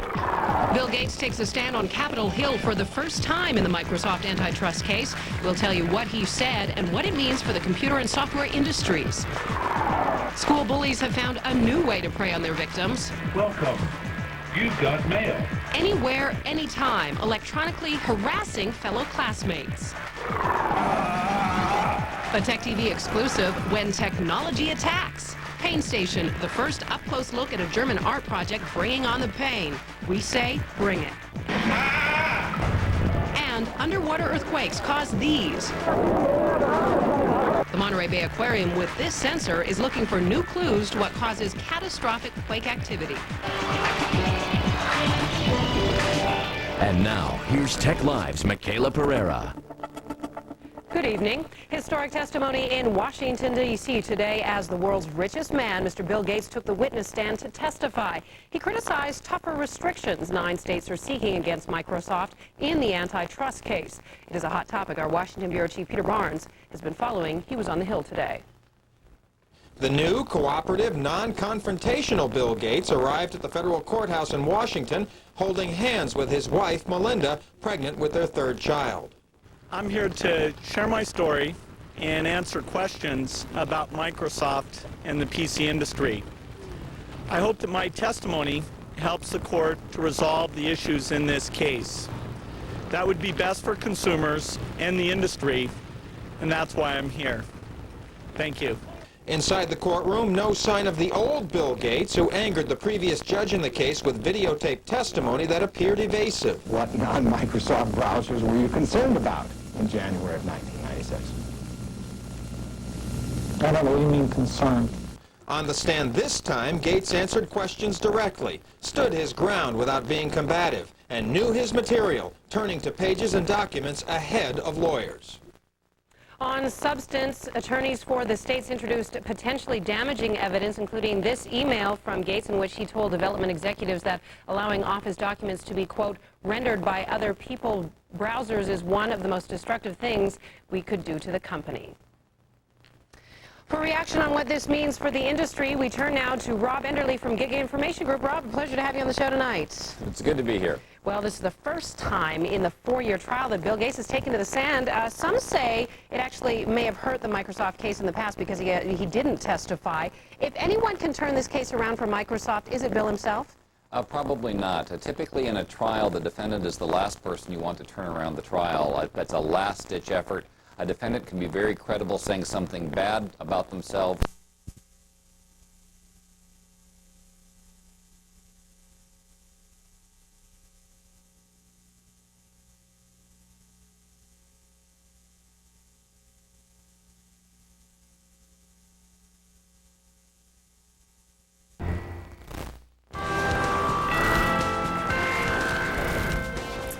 You're looking at the Gowanus Expressway on this Friday, the 12th day of April. It's 5:16, 46 degrees.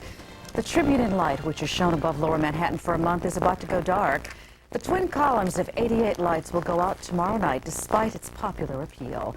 The pillars of light are a silent tribute to the vanished Twin Towers and to those who died.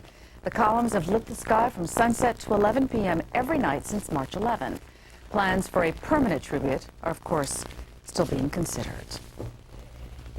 Let's go check the overseas markets now, see what's happening in London. Live in London, our man, Simon Hobbs, looking tan and fit. Good morning, Simon. Hi, Simon. Very good morning to you, Maurice. Good morning, Jane. We've got our stock market slightly higher here today. Many people surprised at that. given the downdraft we had after the close in your neck of the woods last night. The reason is some short covering on two important stocks, Vodafone and Vivendi Universal. They fell 7-8% yesterday, concerned about earnings on the mobile phone sector and whether Vivendi Universal can actually sell off enough assets. Of course, Jean-Louis Messier actually lives in New York. That's where he now runs what is essentially still a French company. Tech's is still down. Nokia, Ericsson concerned that next week Nokia may not stick to its targets as a result of slow network sales in the United States. Meantime, IBM has rebounded quite nicely on confirmation from the SEC last night that yes, they did investigate it, but they finished the investigation and they'll be taking it no further. And the other one, be aware that Motorola has joined an alliance on the chip sector with STMicro and Philips Electronics to develop really small chips in the south of France. Apart from that, guys,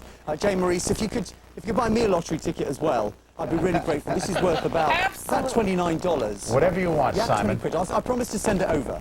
Oh, yeah, right. Okay, it's a deal. Send a few quid. Thank you. We'll see you.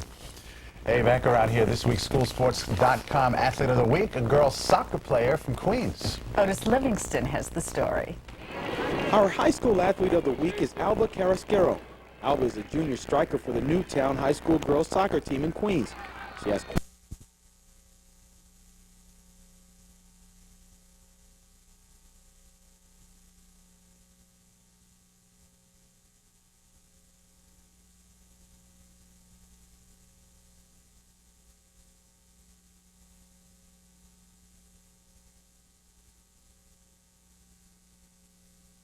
call it a whodunit so much as I call it a who cares who done it. Who cares who did it? Yeah. But see, but you've often said that what your movie is about characters. Yeah. That you're much more interested in character than plot. Yeah, there's only, how many plots? 6, they say? 6, yeah. There's 25 in this movie, but there's only 6 in the world. But plot doesn't, how it comes out doesn't interest me so much as how it goes in. Well, tell me how you got all these. I mean, you really put together an ensemble, and this is not one of those big budget pictures. Oh, good God. No, let me tell you, I was going to wear a tie except I had to sell my tie during the production. No, you're not getting with that. I've never seen you without a sweater. But we just started from, I went to England, and we had the first draft of, I didn't think this was going to work when we hired Julian. And I thought, well, okay, we'll get something, but it's going to be another one of those standard things, because I didn't know him. A standard thing means you come up with an idea and you sort of put it together and you can't get the financing. And it looks like everything else. Right.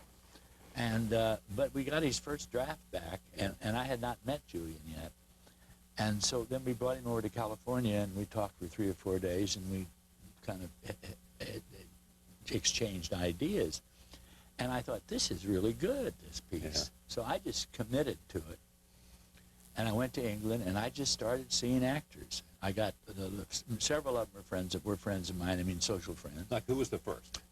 The first person that I signed on was Kelly MacDonald. Yeah. It was fabulous. The played Mary, the maid. Right. She's really the tour guide in the thing. She's the one that leads us through it. Mm-hmm. Then I think Maggie Smith came on? She responded like that. Now, you're not telling them, look, this is a little bit part. You're saying you're here for the duration, folks. Oh, absolutely. This is not a cameo. Nobody worked less than 6 weeks, I don't think, 7 weeks. Well, and Alan Bates was on it for about 4 weeks before he said anything. Alan Bates, this is why this film couldn't have been made in America with American actors. Alan Bates came to work, I would say an average of 4 days a week, for 7 weeks, got in his butler's suit, stood there way in the background, and didn't have a line other than yes sir, no sir, until we moved upstairs. And it was just great. Now, we ought to say, Julian, you obviously wrote it this way, this is seen from the servant's perspective. Well, we decided very early on that. I mean, that was Bob's principle, really, that the servants would guide us through this story, and we have this convention, which I think probably a lot of people don't notice, which is that you never see an upstairs character except when there's a servant in the room. So the servant leaves the room, so does the camera. Right. And of course you see the servants without upstairs people all the way through the movie. Right. So in that way, it does give them a kind of bias. But I think what was more than that really was that Bob was determined that there shouldn't be that kind of automatic division in your mind. You know, when you see I wouldn't say a Merchant Ivory film because they're all wonderful, but I mean, you know, whatever.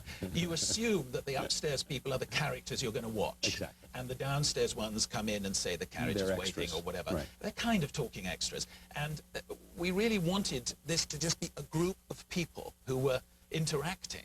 And some of them were servants and some of them were not. And of course, it's equally cast. You know, there are as many stars downstairs as there are up.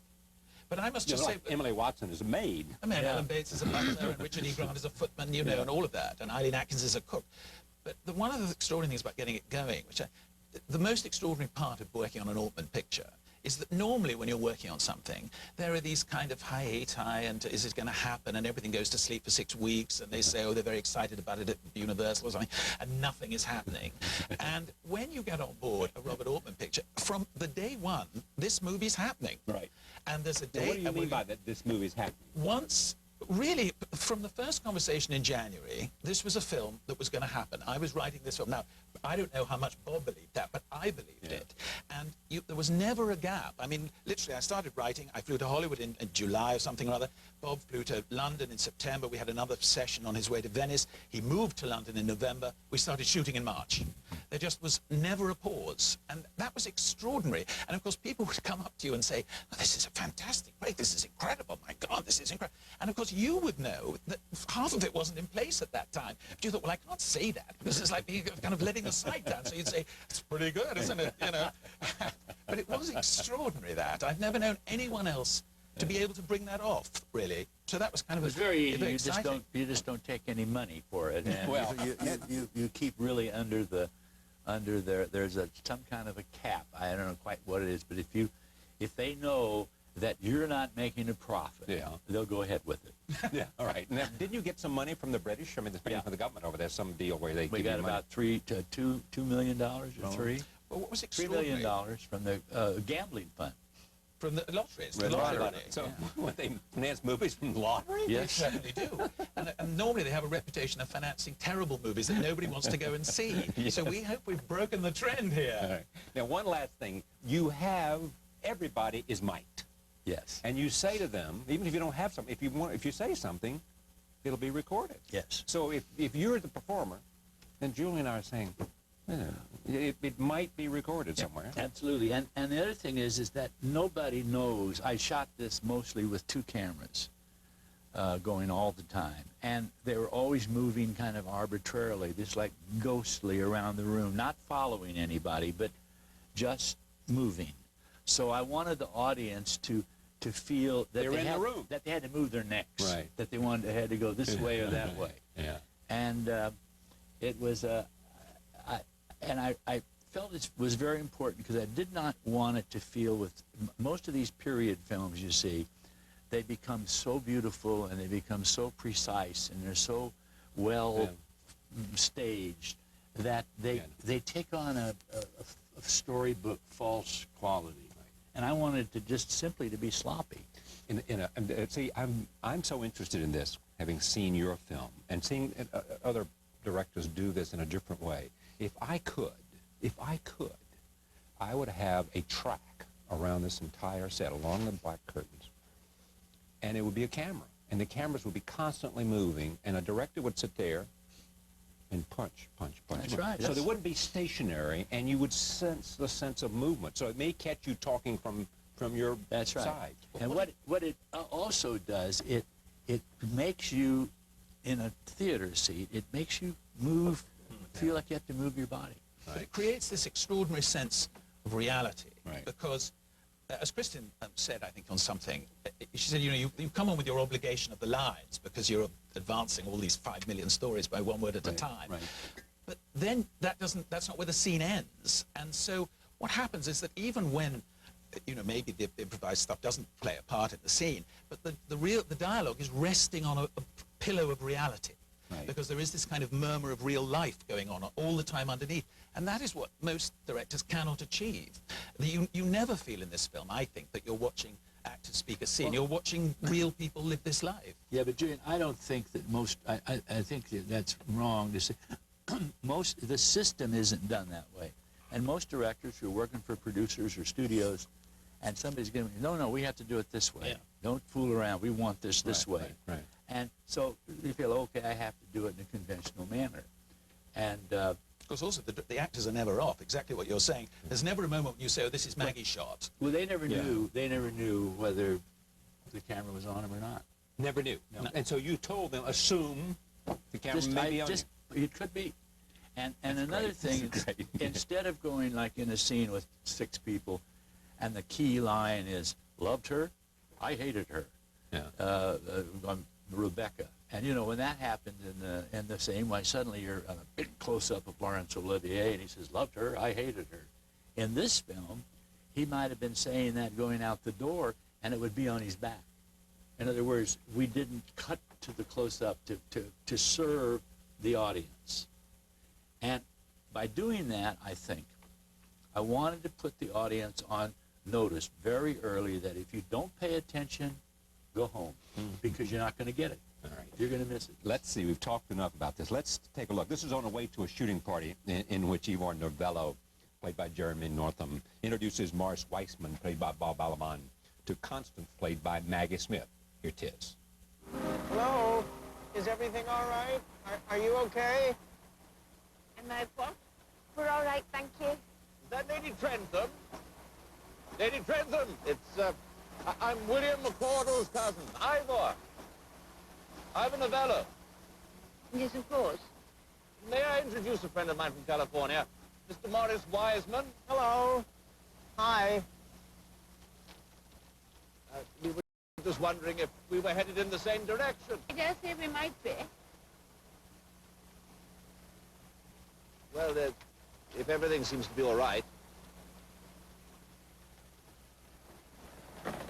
Bye. Could we get on before I freeze to death? Is that really Ivor Novello? Yes, could we get on? This is one of the best things you've done in a while. Oh, I think so. It really is. Yeah, I really do. And I don't... When did you realize that? I mean, like day 2 or day 28? You know, I call it getting inside the bubble. And once I get into the thing, I'm committed to that. And that's all the world that I exist in is in there. And I, of course, think everything is going to work perfectly. But there was a moment after you'd edited the first cut. I remember when you rang me, we were talking for Sarah, and Bob said, do you know, I think we may have lightning in a bottle here. Exactly. That's... And... At first cut, rough cut. Yeah. That was the moment where I suddenly thought, wow. Yeah. Which makes me think that, I mean, filmmaking, you just never know. I mean, it means that it's the difference between art and science. It's just that slim hair's difference. It makes the difference. Yeah. I mean, and I don't think you can plan it or put your finger on it.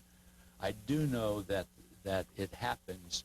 The best chance of the lightning in the bottle is if the actors, what they give beyond, because they're taking two-dimensional. The script is two-dimensional. Yeah, but you know what you say, too? You say this, and Julian, you would know this, too. You say that the biggest job you have is casting. That's right. If you got a good script and you cast well, you know, Mr. Altman can sort of sit back and have fun. Julian was on the set every day, except I think the last 4 days when we were up in the attic stuff, and he had to go be knighted or something, and he was an associate producer on the thing and was there and didn't get paid for it, I might add. But I've never. So we both made our sacrifices. Yes. But to have a writer committed there, then when these things come up, we want to change, or look at this, wouldn't this lead us in a great place? Then Julian was in his, I don't know where he was, in some little trailer or something. He'd come back out and he'd say, what about this? And there would be this. And the actors would look at it and say, yeah. But I think the most extraordinary part of all this is what Bob has with actors, apart from the fact that he really likes them. I mean, all directors pretend to like them, but most of them can't stand them. He really likes them, and he's really interested in what they have to say and do. But also, he wants to be surprised. And as an actor, I can tell you that most of the time, what the director wants you to do is roughly what he has already imagined in his head. And you are struggling to get to the performance he has already imagined. That is not true of Bob. He wants to be surprised. Yeah. He wants these actors to open up and and do something with the characters which he hadn't thought of, I hadn't thought of. They take them off in some other direction. And of course, when you are encouraged to do that, and when you're made to feel that you are intelligent and creative and that your talent is going to be useful to this film, naturally enough, you do very good work. Here is one last clip from the movie. Lady Sylvia, played by Kristen Scott Thomas, introduces Inspector Thompson, played by Stephen Fry, to the rest of the servants. Here it is. Good evening. Is Rainbow Red expecting them? Yes, good evening. This is Constable Dexter, and I'm Inspector... yes, how do you do, ma'am? I'm Inspector I'm Tom... Lady Sylvia McCordle. We haven't moved him. I've gathered everyone on the way for you. No, don't worry about him. It's just an American slang. Now, I'll tell you who we all are, and then we can all go to bed and leave you with poor William. Does that sound like a good plan? Yes, indeed. I'll introduce myself. I'm Inspector This is Tom... my aunt, Lady Trenton. Ah, yes, the Countess of Trenton. Yes, I served with your husband. My brother-in-law, Lord Stockbridge. Lady Stockbridge. Jennings, please, would you remove that vile animal? Mrs. Nesbit. Mr. Nesbit. Ivan Novello, but I'm sure needs no introduction. Well, of course, Mr. Novello. No, wait. Would you like to speak to the servants tonight, Inspector? Inspector Tom... I think he ought to speak to Private, my husband's better. Would you tell him to come up? Sure. Now, where was I? Isabel McCordle, my daughter. Charlie Chan, is it London? He's not in California. Well, I mean, they're talking about rewrites about the part of the Cockney maid, and she's running in and saying all these things. Look, I'm here. They don't talk. The butlers and the maids, they stand. They watch. I mean, you know, they serve. They do things. What about Claudette Colbert? Isn't she? She's British, isn't she? She sounds British. Is she, like, affected, or is she British? That's an example of the point where you talk about when they go out of the room. Yeah. You know, when the servant goes out of the room, then you're out of the room. You're out of the room. Yeah. Congratulations. Thank you very much. It's great to have you here. It's always a pleasure to be here. It's great to have you here and to meet you. Thank you very much. Pleasure to have you on the broadcast.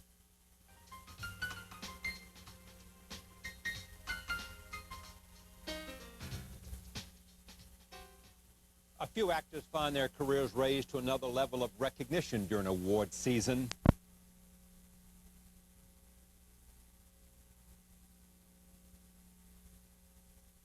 The amazing Pro Shot Floor Restorer brings it back like new. Amazing! It's so easy to use. Simply apply onto any floor. Dull spots are rejuvenated, scratches disappear, and you're left with a brilliant, slip-resistant shine that's long-lasting. It's a one-step wonder. There's no buffing required. Just apply with any sponge mop. The Pro Shot Floor Restoring System has been proven in commercial applications for over 15 years and is used in municipal buildings, malls, and schools to keep the highest traffic floors looking shiny and new.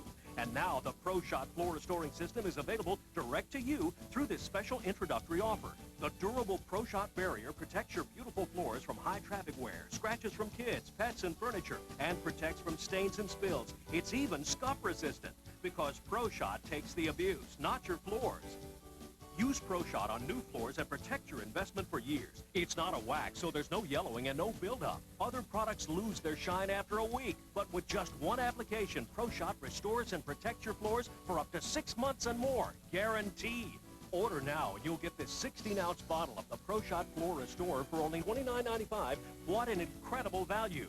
But wait, if you call within the next 15 minutes, we'll supersize your order and give you double the Pro Shot. That's right. Call now and you'll get a huge 32-ounce bottle of the incredible Pro Shot Restorer, all for just $29.95. Throw out all of those expensive supermarket products that only last a week. Don't think about replacing or refinishing floors anymore. Now make any floor in your home look absolutely gorgeous. Guaranteed or your money back with Pro Shot. Call the number on your screen to get a new floor in the bottle with the Pro Shot Floor Restorer System for only $29.95. Call now. Hello there, Sister Randy here. Every Saturday night on BBC America, Sister Randy hosts an evening of cutting-edge comedy. It's dead funny. Tonight at 8 Eastern and 10 Pacific, only on BBC America. Hi, I'm Gary Collins. Did you know that over 1 million Americans are waking up to a revolutionary new way to sleep on air? I slept more soundly right from the start. I'm not tossing, I'm not turning. She has her comfort level, I have mine, and we can change it at will. They're talking about the Select Comfort Airbed. And now you can get the whole story in this catalog and video absolutely free. Inside, you'll discover a mattress so comfortable and supportive, we guarantee you a better night's sleep. Plus, you can adjust firmness on both sides of the bed at the touch of a button. Unlike metal coils that can create pressure points and water beds that can bend your spine, Select Comfort contours to your body. So, find out why over 1 million Americans, including me, are waking up to Select Comfort. Call for your free catalog and video today. To get all the exciting details on this new and better way to sleep on air, including your free Select Comfort Airbed catalog and a free sleep video, call toll-free 1-800-438-9292. Hello there, Sister Randy here. I've had a special delivery. Every Saturday night on BBC America, Sister Randy hosts an evening of cutting-edge comedy. Hallelujah! Get a complete season all in one night. Nice. Back-to-back laughs. It's brilliant. Tonight, starting at 8 Eastern, 10 Pacific. Only on BBC America. And you thought I was sick and offensive.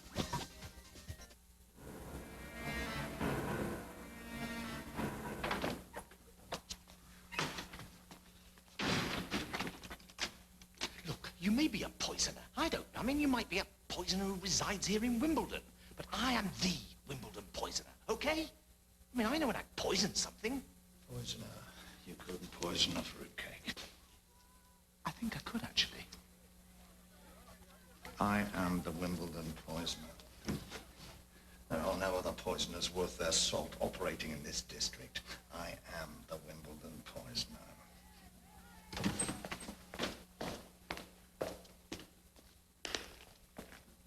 Remember, there are two of them, and they may be armed. They're very dangerous. Spread out! We must leave no stone unturned. Onward!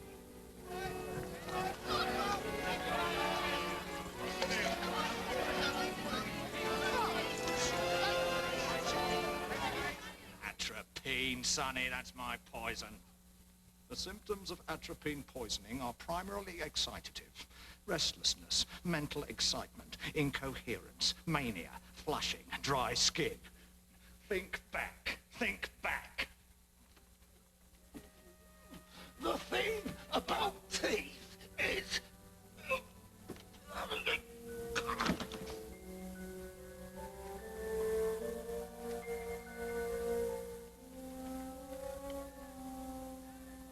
It was you. It was you. You slipped atropine in the punch. And Donald? I couldn't get enough atropine into the chicken. I didn't get enough time. Those surveillance cameras were always watching. Thallium would have taken weeks. What about McRae? And Jackson? McRae got the apple. Wasn't supposed to, but he did. Jackson got the strychnine in the salad. But by then, of course, I didn't care. It was doing it. Seeing how they died. It was so interesting. You feel a lot of things. I can see it in your face. You're full of feelings, good and bad, I don't know. I have no feelings. Can you imagine that? So, I am a sort of attempted poisoner. I failed, Owen. I failed. Oh, thank you, God.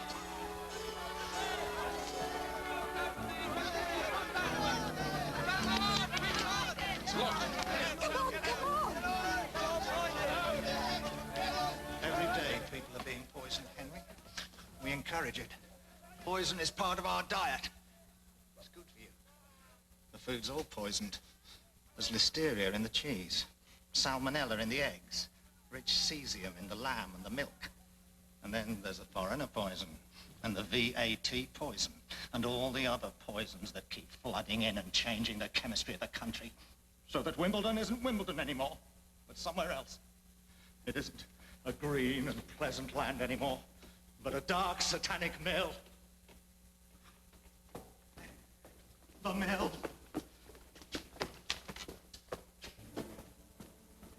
The mints. What was in those mints? Tell me, what was in those peppermints? We have an appointment, Henry. We have to make bread for Wimbledon.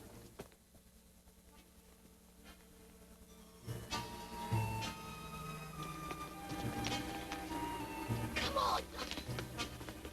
They must have gone the other way, towards Putney. Oh, they're probably from Putney. Wimbledon poison is probably the Putney poison of all time.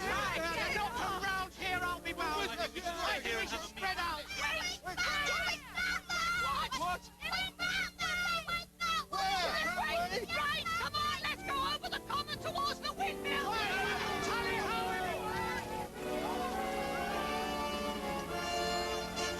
I thought, ages ago that you would make a perfect fall guy.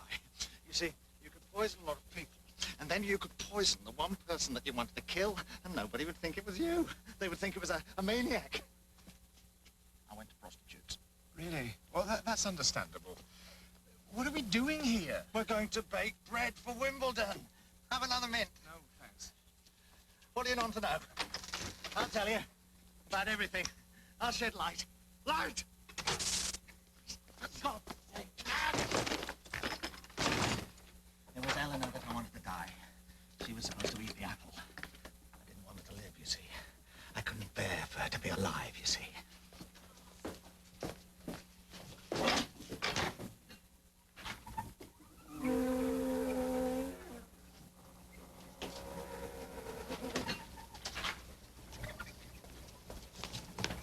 And now all Wimbledon will eat what I prepare. Come on, man. What was in those mints? What have I eaten? What are you going to do with them? Rush! Rush! Oh, God! Flour. He's going to poison the flour. Rush!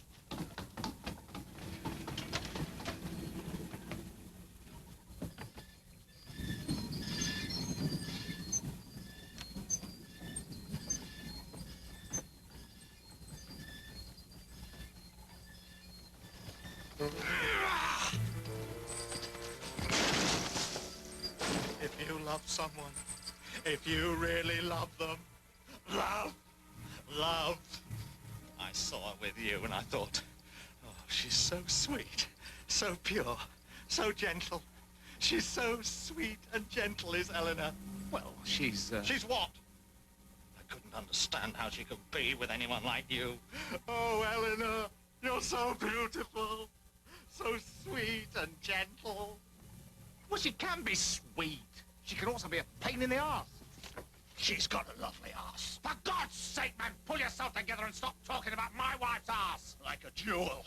And you crawling all over her, that's what I couldn't stand. I wanted her to be somewhere where no one could touch her but me.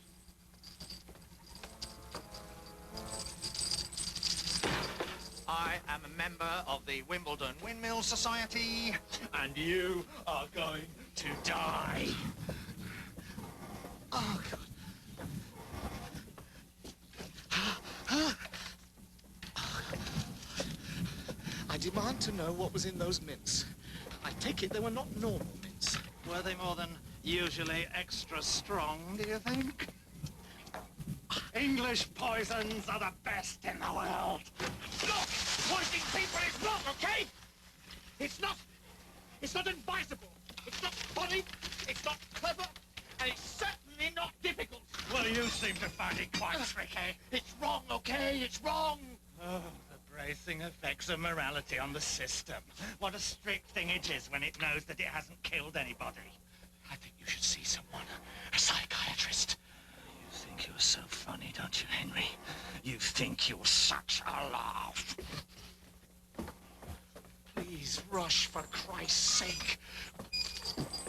Oh, God. I feel really peculiar. You'll die, Henry Farr. Die, die, die.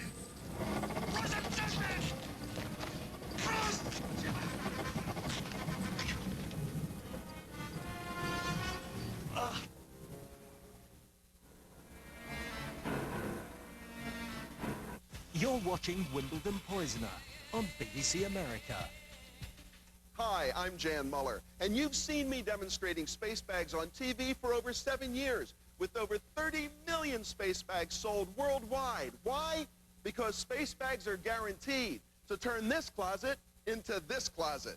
Simply pack your items into space bag and seal the zipper with our brand new Sure Zip Sealer. Then take any vacuum with a hose and just vacuum out the air. Your items are vacuum sealed and safe. You can store space bags in the basement, in the garage, or under the bed. Since space bags are airtight and waterproof, no matter where you store them, no mildew, moth holes, or spiders. Everything comes right back to life. That's why Good Housekeeping calls space bags a smart solution for cramped closets and a better value than plastic bins. Our jumbo bag holds 2 comforters and 4 pillows, and our large bag holds up to 12 sweaters. Space bags are available at over 6,000 retail stores nationwide, but I've put together a special set that you can only get from me. You'll get 1 jumbo space bag and 2 large space bags for only $19.95. Plus, I'll send you free the large travel space bag so you can pack more in your suitcase. Just squeeze out the air. Call in the next 20 minutes, and I'll also include a free duffel-size sport bag, ideal for recreation, outdoor sports, or gym bag. Space bags have sold for as much as $40 on TV. With my special offer, you pay only $19.95. Plus, get the sport and travel bags absolutely free. That's a total of 5 space bags. I guarantee you'll be satisfied, or I'll refund your money. But you have to call now. Here's how to order. Call now to get Jen's amazing TV offer from Space Bag. Remember, for only $19.95, you get a total of 5 space bags, 1 jumbo, 2 large, 1 travel, and 1 sport bag for the incredible price of $19.95. This offer won't last. Call 1-800-246-7799. Call now.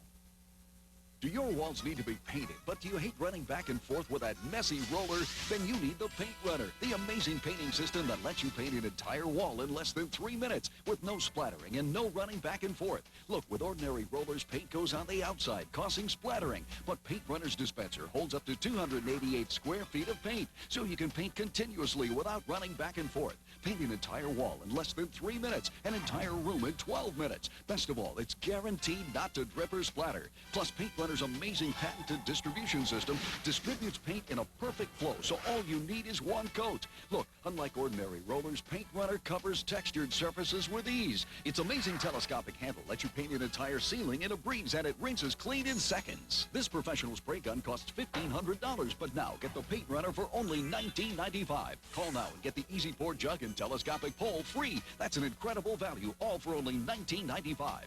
Call now. 4.5 years inside is a long time to think. You're not gay. I've always been sensitive. About friends. How's school, okay? Oi. Family. He's never, ever said, I love you. There's so much I have to say. To put things right. To put things right. And freedom. What if I lose all of them? And you? Temptation at every turn. I'm proud of you. The Sins, Tuesday, 10 Eastern, 11 Pacific. Only on BBC America.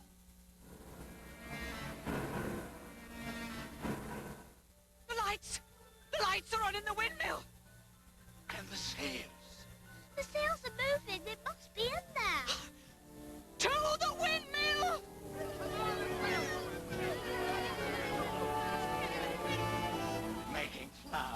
Making flour for all of Wimbledon. Poisoned flour. And the reservoir! Oh, thank God. First the bread, then the water.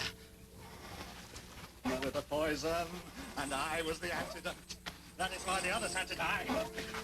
Because! Fancy a spot of lunch, Henry? What was in those mints? Would Dimer Caparol do me any good? Oh, we're out of antidotes, Henry. We live on poison these days, like Mithridates.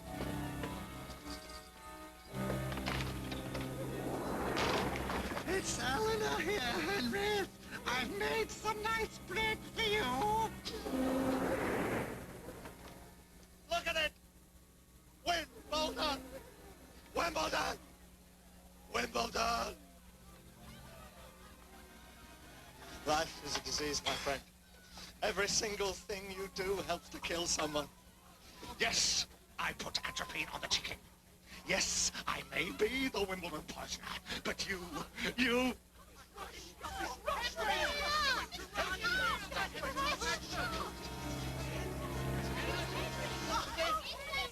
If we do judge the intentions, if we do look at the soul, How many times a day do we kill, or torture, or behave obscenely? We are all guilty in our secret thoughts. Essence of dentist. Swine! Evil! Swine! The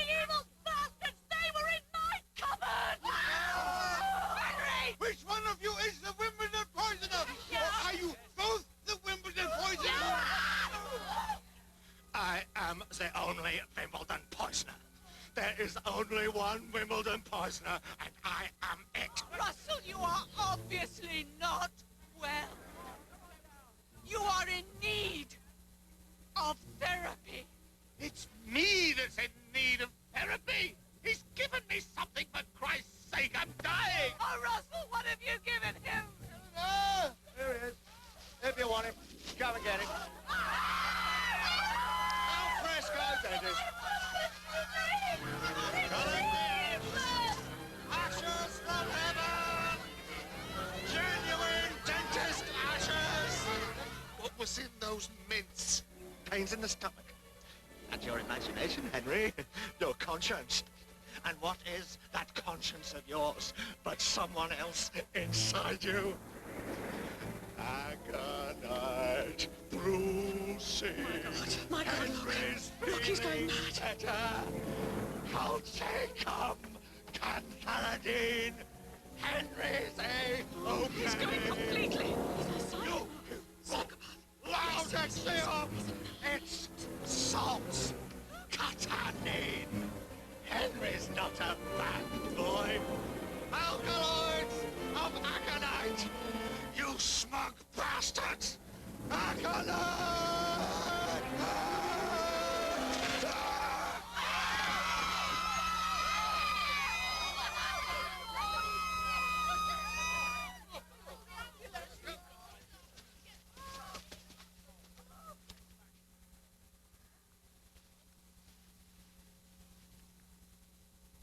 He's dead!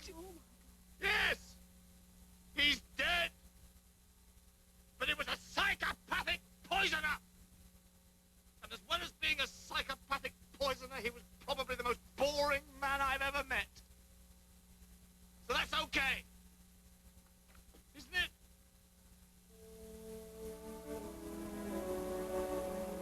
In the course of time, people forgot about the Wimbledon poisoner. And I too forgot about the time I tried to murder my wife. To my surprise, many people were pointing Eleanor and me out as a model couple. Do you know something? What? I really did think you might have been trying to kill me. Really? What, when all this poisoner business was... Even before that. One Saturday here. There was such a bad feeling in the house. People go through bad times, and, you know, it's not such a bad thing, is it? What? Having an urge to do away with one's partner. Henry? Well, you know, I mean, suppose we were having a row, right? And I sort of lashed out without meaning to, of course, and tried to, you know, push her over a cliff or something. What? What would you do? I'd divorce you. Then I'd phone the police and have you sent to prison. Fine. Fine, I knew you'd say that. You don't really want to kill me, do you, Henry? No. Not anymore. What? Not ever. Really. Couldn't say anything but that, could you? No. I'm very strict about things like that. You think I'm stupid, don't you? But I'm not. I know all about you, Henry. I lay awake for some time thinking about Eleanor. She was, I decided, hard to explain. I still didn't know what she would do in any given situation. I didn't know what she really knew about me, or what she would do with what she knew. Killing her would have been a very stupid thing to have done. There was, I decided, as I turned over to address myself to sleep, like the suburb around me, quite a lot of mileage in her yet.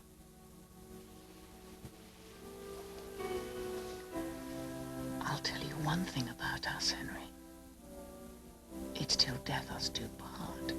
That's the way it is, right? Right.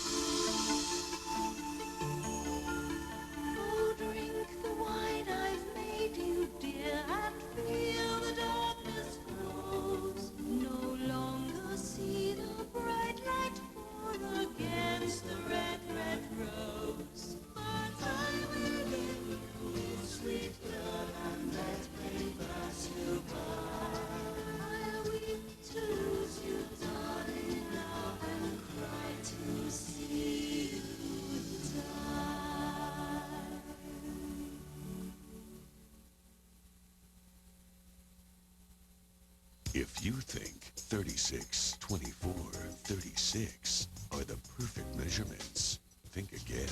1 to 1.618 is the number that reveals true beauty. Experts believe attraction can be calculated. So how do you measure up? Find out when TLC and John Cleese take you face-to-face with this summer's most tantalizing special. The Human Face, a 2-night television event. Premiering August 26th at 9, only on TLC. BBCAmerica.com and Whittard of Chelsea bring you The Tea Room. A virtual kitchen of the finest teas and housewares from up-and-coming British designers. Proudly on display for your ordering pleasure. Pinky up or pinky down, one lump or two, we don't discriminate. The finest teas, the choicest coffees, and everything to enjoy them both at The Tea Room. This is Britflix. You guys are crazy! Movies with attitude. Britain's brightest stars. You're not jealous, are you? And hottest directors every Sunday night. Isn't over yet? You've got to be more passionate. Now, gentlemen, poetry. Deceit on Britflix, Sunday at 8 Eastern, 9 Pacific on BBC America. This is BBC America.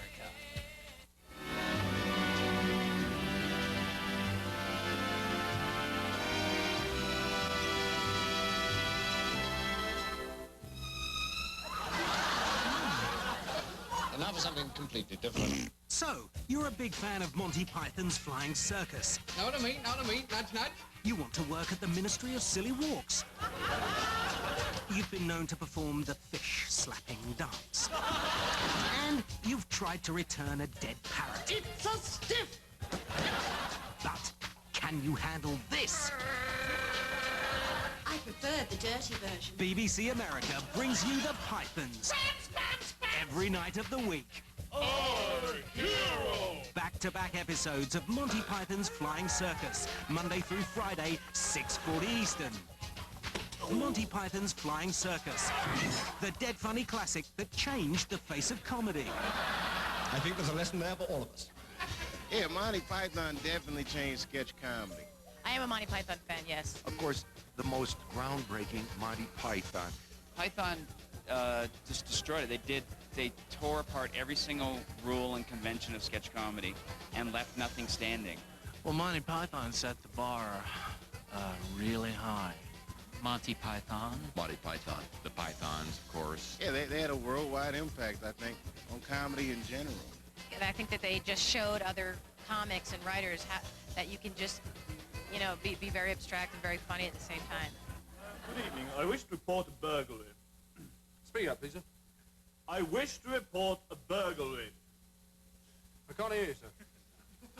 I wish to report a burglary! That's a little bit too loud, sir. Could you say it just a little less loud than that? I wish to report a burglary. No, I'm still not getting anything. Could you try it in a higher register? What do you mean, a higher register? What? I wish to report a burglary! Oh, that's it. Hang on a moment. No, a little bit louder. I wish to report a burglary! Report a what? That's it. That's the exact frequency. Now keep it there. Assault! Evening, Charlie.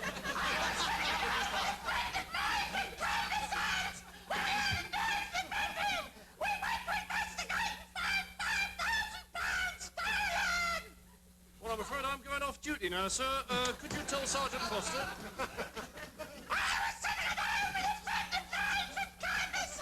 Yes, excuse me, sir, but why the funny voice? Joey's, I just got used to talking like that to the other sergeant. Oh, I'm terribly sorry, I can't hear you, sir. Could you try speaking in a lower register? I wish to report the loss of £5,000. £5,000? That's serious. You'd better speak to the detective inspector. What seems to be the trouble, Sergeant? Well, this gentleman, sir, has just come in to report that he was sitting home with a friend when he heard a noise in the back room, went round to investigate and find that £5,000 in savings had been stolen. I see. Where do you live, son? 121 Halliwell Road, Dulwich, SE21. 121 Halliwell Road, Dudley, SE21? Another Halliwell Road job, Sergeant? Yes, I can't believe it. I thought the bloke had done that was put aside last year. Yes, in Parkhurst! Where it to be somebody else. Thank you, Sergeant. We'll get things moving right away, sir. You take over here, Sergeant! Alert all SWAT shots in the area. Hello, darling. I'm afraid I can't inform this evening. Calling all squad cars in the area. It's the mixture of silliness and high intelligence. The Python's so amazing. And all the kids that I was in school with, everyone stayed up and they watched Monty Python. I also do a show here called America's Funniest Videos for ABC, and there was just a break in taping when we have a studio audience, and I was just waiting for a moment, and I just out of the blue said, "Nobody expects the Spanish Inquisition." And it was amazing watching the different age groups who went, bah! You know, who know the sketches by heart, or, you know, just love them. Coming! Trouble at mill. Oh, no. What sort of trouble? One on crossbeam's gone out of skew on treadle. Pardon? One on crossbeam's gone out of skew on treadle. I don't understand what you're saying. One of the crossbeams has gone out askew on the treadle. What on earth does that mean? I don't know. Mr. Wentworth just told me to come in here and say that there was trouble at the mill, that's all. I didn't expect a kind of Spanish Inquisition. Nobody expects the Spanish Inquisition. Our chief weapon is surprise. Surprise and fear. Fear and surprise. Our two weapons are fear and surprise and ruthless efficiency. Our three weapons are fear and surprise and ruthless efficiency and an almost fanatical devotion to the Pope. Our four, no. Amongst our weapons. Amongst our weaponry are such elements as fear. I'll come in again.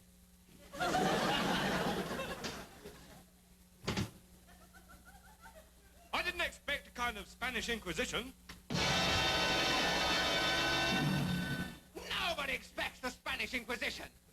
Amongst our weaponry are such diverse elements as fear, surprise, ruthless efficiency, and almost fanatical devotion to the Pope and nice red uniform. Oh. I can't say it. You'll have to say it. What? You'll have to say the bit about our chief weapons are. I couldn't do that.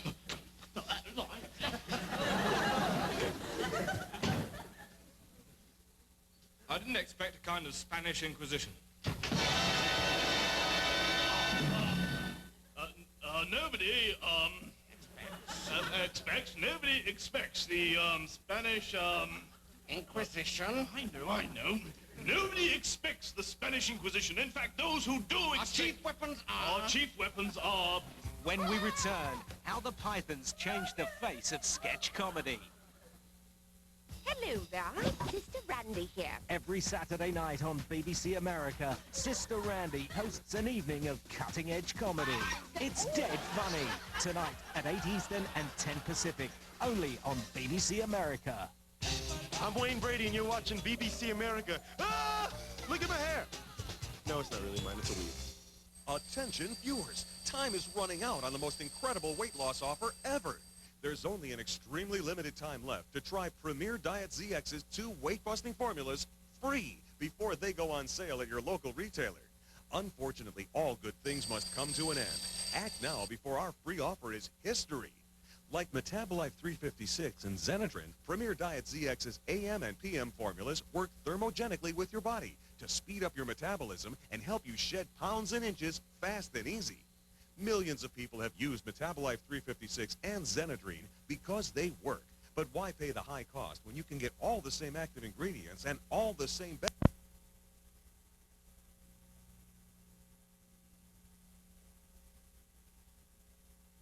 But there are lots of techniques you can apply to your own yard for much less. So far, we've built a stepping stone path and a bamboo fence. Now we want to show you a fantastic way to revitalize an old concrete patio. We are working today with Gina Richardson of Richardson Concrete in Pleasanton, California. And Gina, we're going to be working on a patio much like the one here in the backyard. It's kind of old, aged a little bit. How are we going to update it, make it look new? The easiest way to do that is to apply a concrete coating to it. Okay, now that concrete coating has different textures we can use? There's a multitude of things that you can do with this concrete coating. You can make it look like anything you want. If you want to do something really specialized, so you want your initials on your driveway, that we can do. So you can, for this particular job that we're doing today, we decided to do a slate finish that will blend with the garden that they're going to be doing out front. Gina, how much can I expect to pay if I have a contractor come in and do this? A contractor's going to charge you about $3 to $7 a square foot. But for a homeowner, it might be kind of fun to do. It's a really neat process. That doesn't sound too hard. Let's get started. All right. Gina says first you need to prep old concrete by washing it to clean off the dirt that will keep a new surface from bonding. Use a water blaster that you can rent for about $48. Then wait for it to dry. It takes about 2 hours. Next, we mix together the concrete coating using this special paddle attached to a drill. Again, it's an item that's inexpensive to rent, and it'll make sure you don't have lumps in the mixture. The coating is a combination of sand and concrete powder and an acrylic resin, and you can buy it at a mason yard. Then it's time to apply the first bond coating, about 1/8 of an inch thick. Gina says you can use a trowel like this or a roller. An hour later, it's time for a second layer, but this time the mixture should be thick, like pudding. Gina uses a trowel to apply the coating and gives it some texture to imitate the look of stone. Once this layer dries, it's time to get a little artistic, using a watered-down version of the same coating mixes. Gina says this step is called veining. Taking a sponge, she feathers in colors of tan and gray that will blend with the boulders and the house. Gina says it's important to give the surface a mottled look so it seems like real rock. Finally, Gina seals the surface with a clear lacquer base. Gina says advantages of using this decorative coating are that if the concrete does crack, it's easy to repair, and the surface is stain resistant and easy to clean. Well, Jay, that resurfaced patio is really a pretty big component in this whole project. How do you like it so far? It looks great. It's amazing what you can do with concrete. Yeah, it really changes the look, doesn't it? Well, when we come back, we're going to show you our finished, peaceful Japanese garden in all its glory. You're going to love it. Stay with us. Visit our website at hgtv.com for details about today's project, or send a stamped self-addressed business-size envelope to Landscape Smart, P.O. Box 50970, Knoxville, Tennessee, 37950. Be sure to include the week number on both envelopes.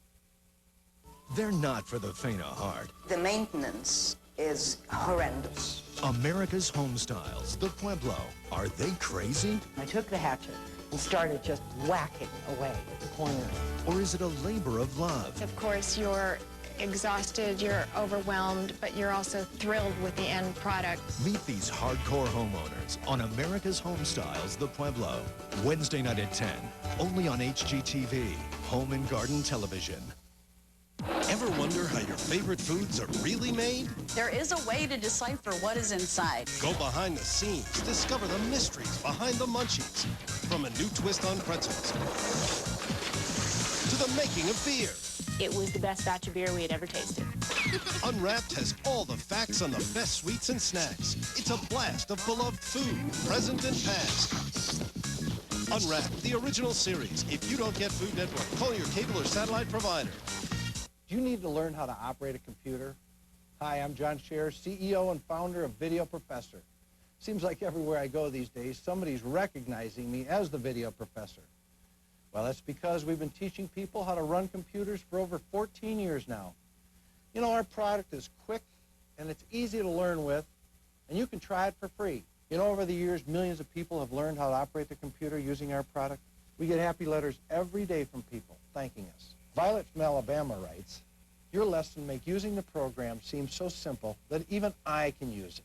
Jenna from California writes, your tutorials have opened up the world of computers to me at last. But the most rewarding thing for me is having people stop me on the street and telling me how easy it was to learn with our product. They had tried expensive classes, they tried big, thick manuals, they couldn't get it. If you just want to learn how to run a computer once and for all, save yourself a lot of time and energy, try our product. Let me show you how simple this is. You put this CD in your CD tray, your lesson will come up. The lesson plays right on your computer. It works just like a VCR. You have a play button, pause, rewind, fast forward. Just follow the step-by-step instruction. You know, I'm so confident my product will work for you, I'm going to send it to you absolutely free. It's regularly a $59.95 value. You pay a small shipping and handling. The reason I'm going to do it is because I know that once you try our product, you'll come back to us for all your computer learning needs. And if this doesn't teach you how to run that computer, I'll even refund your shipping and handling. So what do you got to lose? Try my product. I felt so good. I mean, phew, what a relief. I can understand this. After all, choose from lessons on Windows, Word, Quicken, or the Internet. To take advantage of this free computer learning offer, you must call now. Call 1-800-924-6951.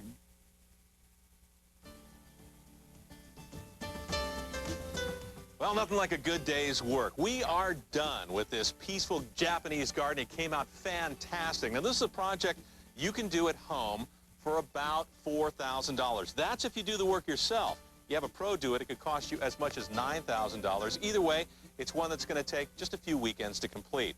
Are you guys finally ready to show everybody what we ended up with? Let's go do it. Very excited. All right, let's show them. Before we do, let's remember what we started with today. An uninspired cement square with a straight shot view of the carport.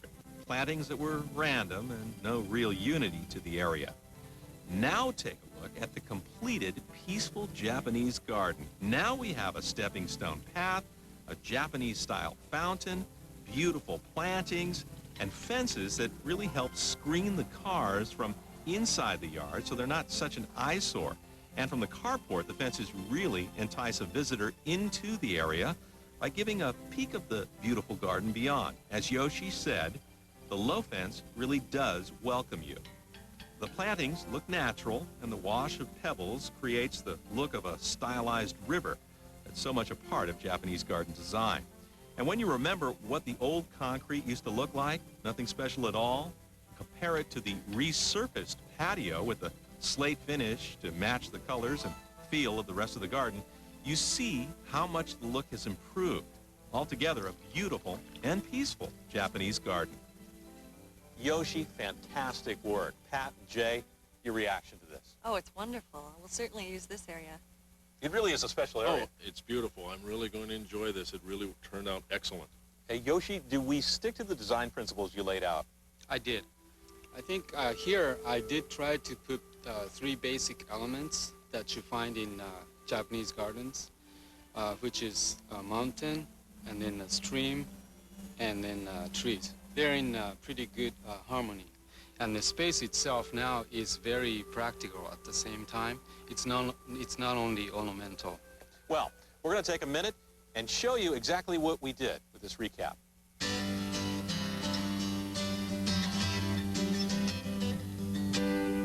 First, we made 2 small mounds of dirt to add visual interest to the flat yard. We avoided purchasing soil by digging holes for our plants and using that soil for the berms and to fill in the rest of the garden. We also built a river-washed stepping stone path, setting the stones about 2 feet apart from center to center. We built a bamboo fence, which Yoshi designed especially for Westerners to emulate the look of a traditional fence with much easier construction. Finally, we resurfaced the old concrete patio, first giving it texture of stone by using a trowel and then sponging on color for a really natural look. And just look at this finished, peaceful Japanese garden.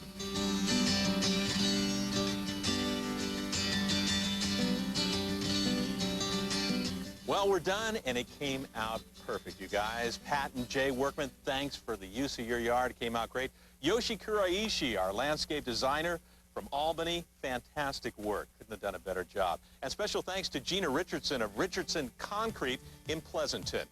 I'm Ken Bastida. Here's hoping that your next landscaping project turns out as well as this one did. We'll see you next time.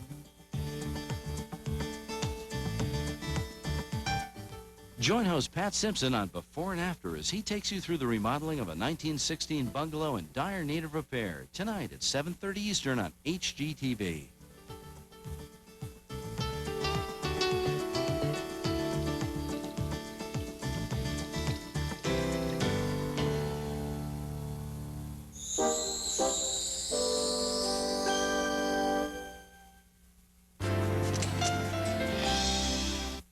coming up tonight on HGTV's The Pros. At 7 Eastern, This Old House Classic starts a $200,000 project. Then at 7:30, Before and After revamps a 1916 bungalow. And at 8, At the Auction tells how to bid online. Tonight on HGTV, Home and Garden Television. Get ready for on-the-job training. The yard has to be mowed, the beds have to be weeded, mulch has to be spread, and as if all that weren't enough, there's planting to do. Learn from a true plant pro. Then tell me how your garden grows. Gardening by the Yard with Paul James. Tuesday night at 8 on HGTV. You're watching The Pros on HGTV, helping your home look great inside and out. Just ahead is This Old House Classics on Home and Garden Television. Hi, I'm Norm Abram for This Old House Classics. And I'm Steve Thomas. So, Norm, what is the most frequently asked question you get about this old house? I suppose it's how do I get this old house to do my house? And what do you tell them? You know, the usual. You got to be in the right place, have the right house, enough budget, patience, sweat equity, and just plain luck. So, in other words, nothing to it? Yep. Here's some people that got lucky right here on This Old House Classics.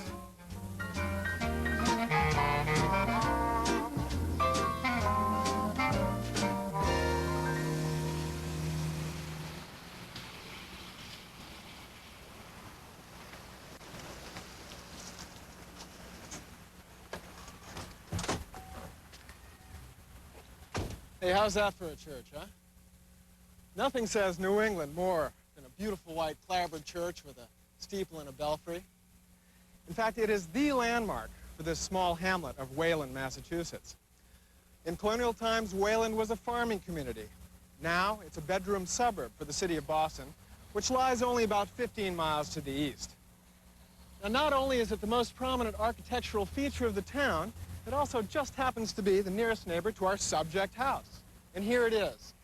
It's even got a name, Kirkside, which, if my rusty knowledge of Scottish isn't in error, means by the side of the church. Let's go meet our homeowner, Chris Haggard.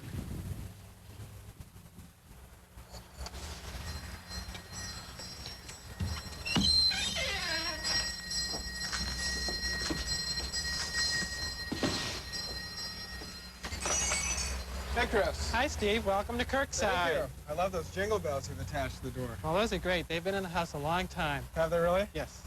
Now, did I get it right? Does Kirkside mean by the side of the church? It does mean at the side of the church. All right, just had to check that out. Okay. Can I get a tour? Sure. Would you like to start inside or outside? Well, I always think it's a good idea to start outside. That way you get a sense of how the building lies and then move inside. Let's do it. Okay. You know, what caught my eye, Chris, was this front porch. You know, with these fluted columns here and this flagstone terrace, it almost looks like it was added on at a later date. Well, you're right. The house is basically a federal-style house, and in the 1880s, it was embellished with a front porch and a rear porch, which we'll see later. I can see that. So there were a series of renovations? There was, the major one being in the 1880s. Okay. What catches my ears, however, is this wicked interchange.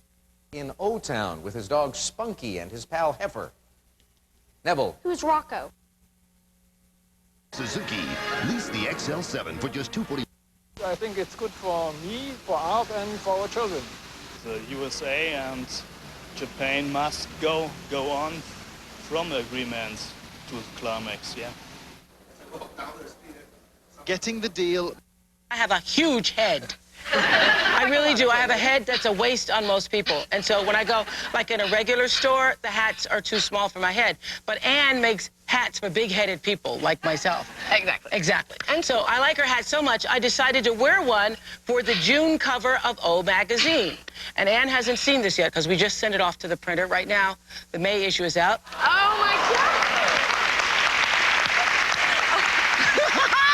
Kiss, kiss. That's me on the June cover where we do a whole big spread on all kinds of hats. But I'm a hat girl. You obviously are a hat girl, too. That's right. We're hat ladies. We're hat ladies. Are you anybody here hat people? Because you got to know how to wear a hat. You do. You really do have to know how to wear a hat. In 1969, Charlie Robertson and 8 other defendants. Feel sad or you'll get madder, so use that self-same step ladder to climb the... Loved it. So stooge number 2 was hired. And then came a guy named Larry Fine. least zip their noisy lips for a while. Dr. Marcus, whatever his last name is, has buried his personal... Phoebe, to me, is, well, especially starting off the series, you know, to someone who is so pie-eyed. And what was so funny to me about her was just that so many horrible, horrible things happened to her, and, you know, her attitude was always, oh, that's all right. Lisa had a similar outlook when she auditioned for the role of Phoebe Buffet. People would come in and read a monologue. It was a monologue that people came in and read to audition for the part of Phoebe. And probably before Lisa came in, we had seen at least a couple hundred people, yeah. They looked better for the part, and, you know, and I would just go, oh, she's great. Oh, she's great, too. Wow. All right, great. I'm in good company. Because I refuse to just have that, I'll never get it. she nailed it. I mean, she came in and that was it. That was exactly what it was. Yeah, it was perfect. What's wonderful about her is that it was not only funny, which we were hoping it would be, but also it had a kind of depth and truth, because it's this monologue about how from the pilot, just about her awful past. I remember when I first came to this city, I was 14. My mom had just killed herself, and my stepdad was back in prison. And I got here, and I didn't know anybody. And I ended up living with this albino guy who was, like, cleaning windshields outside Port Authority. And then he killed himself. And then I found aromatherapy. So believe me, I know exactly how you feel. She delivered it with such sense of just ease and lightness and optimism, and so there was a dimension to it that we hadn't imagined when we written it. Originally, the part of Phoebe was meant to be secondary, and then Lisa came in. I can imagine they probably said, "Thank you, that was very nice."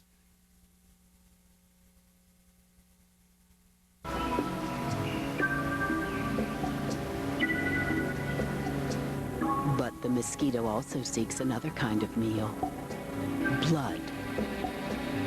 Blood is a mosquito's lifeline, and the bite is the sole domain of the female in the species. She bites for one reason. Fish ain't good enough for you, huh? Well, I'll get you nothing. Merci beaucoup, monsieur. Hereafter, you'll do your own shopping. Elle est bonne, la morue. Ouch!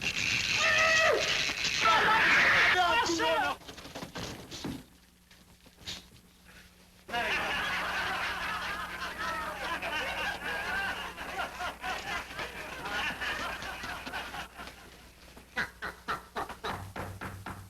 wonder who that is. Quiet, it might be the landlord.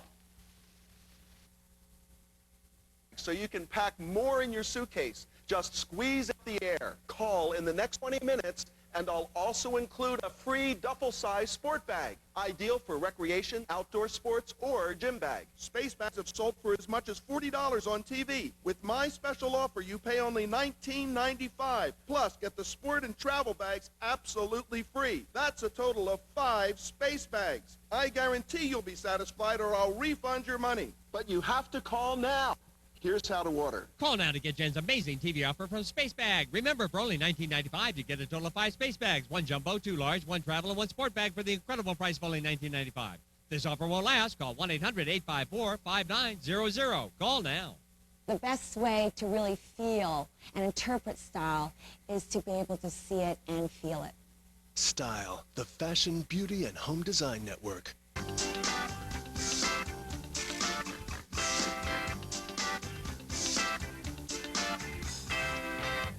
How do you get ready for one of the dressiest affairs in entertainment? Well, we're about to find out here on Fashion Emergency. India Allen's a former Playboy playmate turned movie producer.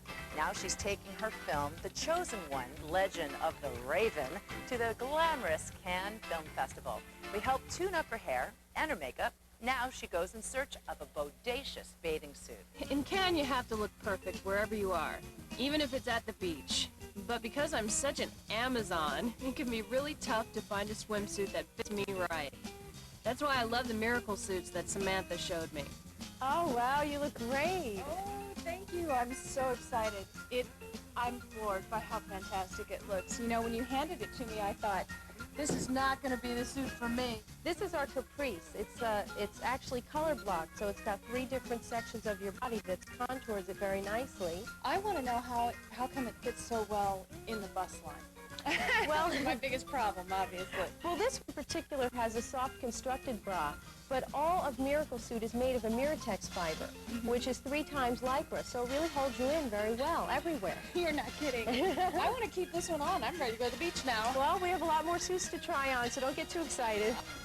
Wow, that's great. This is our competitor suit. Yes, it's very athletic looking. Very athletic looking, and it's got a racer back, which is great. And as you'll see that we have stripes along the sides here of the bathing suit, which creates the illusion of having a higher leg line, but it really holds you in well. I'm ready for my early morning dip in the pool. That's right. Okay, let's try on some more suits. Okay, great. Oh, that's great. That looks really, really nice on you. This one's called the Zinger. Now, this one, of course, bisects the body as well, so it really emphasizes your upper area. You can also see that they added a special touch with the zipper. I feel like Marilyn Monroe in this suit. That's a great suit. Yeah, I really like this one. Good. This is a really good one. Okay, well, let's try on something a little bit more glamorous now. Okay. Wow. Now, this is the suit. This suit screams French Riviera and Cannes to me. This one's called the Pie. See now around the front, it's got the mesh. It gives the illusion that you're showing something when actually you're not. So it's a very sexy suit, and it holds you in just great. Oh, it's fantastic. It's so glamorous and so sexy. They should call it the Rita Hayworth suit or something. That's who I feel like in it. And it's got a long torso, which is great. Yes, I love that. I have such a hard time finding a long torso suit. Well, at Miracle Suit, you can find a suit to fit any size. And when you put it on, because of that Miratex fiber that we have, it's like you lose 10 pounds in 10 seconds. Best diet I ever went on. Skin goes a long way in Cannes, but bathing suits don't cut it at the premieres and parties. For some formal wear, form-fitting things, we sent India to see designer Jane Book. Oh my gosh, you look beautiful. You look like a work of art. Look at you. This is a metallic silk organza over a silk charmeuse slip dress. The back has like 5 different little ties that you can adjust however you want. You can make it fitted, just by adjusting these little straps. Beautiful. It covers in the right places and shows all the good stuff. Oh, this is so beautiful. It's so fresh and sexy and gray. I mean, I love this on you.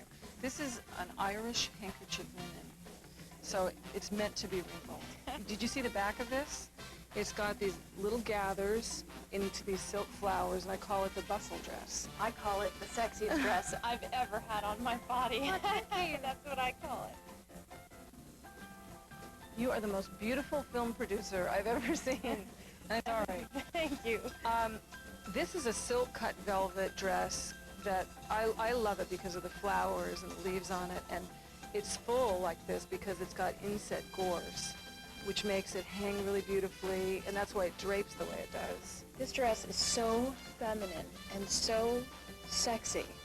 I haven't felt this womanly in a long time. Good. This is incredible. That's what we're doing here. It's great. Oh, this is so beautiful. You look like a silver screen movie star. I mean, right from producer to movie star. This is a double layer silk charmeuse dress. It's got 2 layers with marabou feathers around the neckline, and that's it. It's very simple, cut on a bias. I'm just going to go take this exquisite red carpet gown off and, toss it in the washer. Okay. Oh, this is incredible. This is Renaissance princess. This is really beautiful. I love this. I see this definitely at a disco at night. I think you could go out to dinner in this. I love these sleeves. Oh, thank you. This is a silk velvet, and it's really comfortable to wear. It's so good and so sexy. It looks really I'm sexy. telling you, Guinevere never had it this good.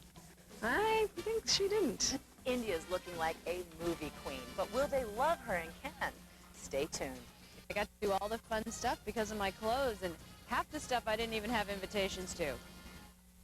On the next Homes with Style, the fairy tale town of Telluride.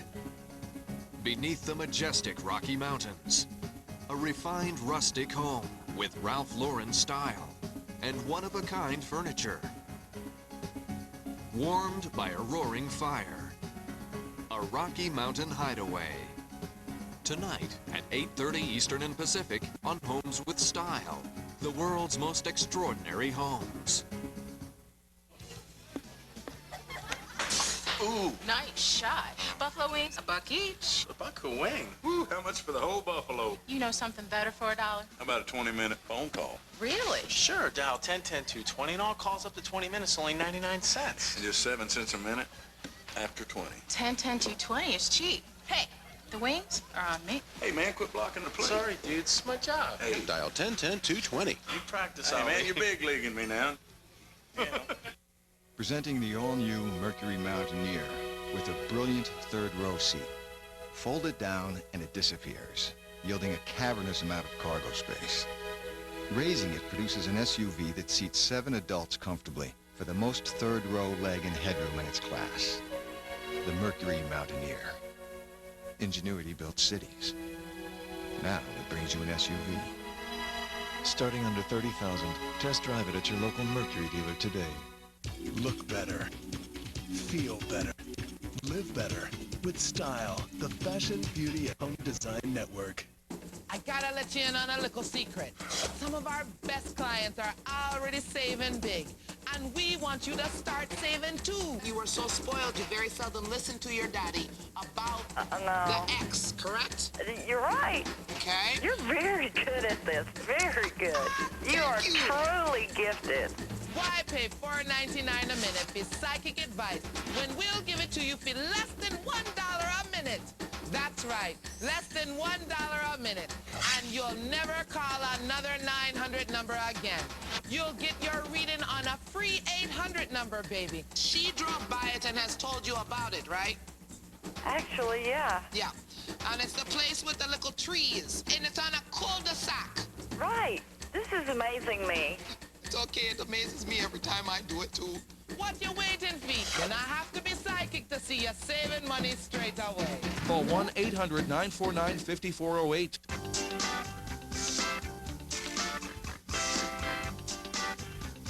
Welcome back to a sexy, ritzy fashion emergency. I'm Emmy at New York's Rochester Big and Tall Clothing.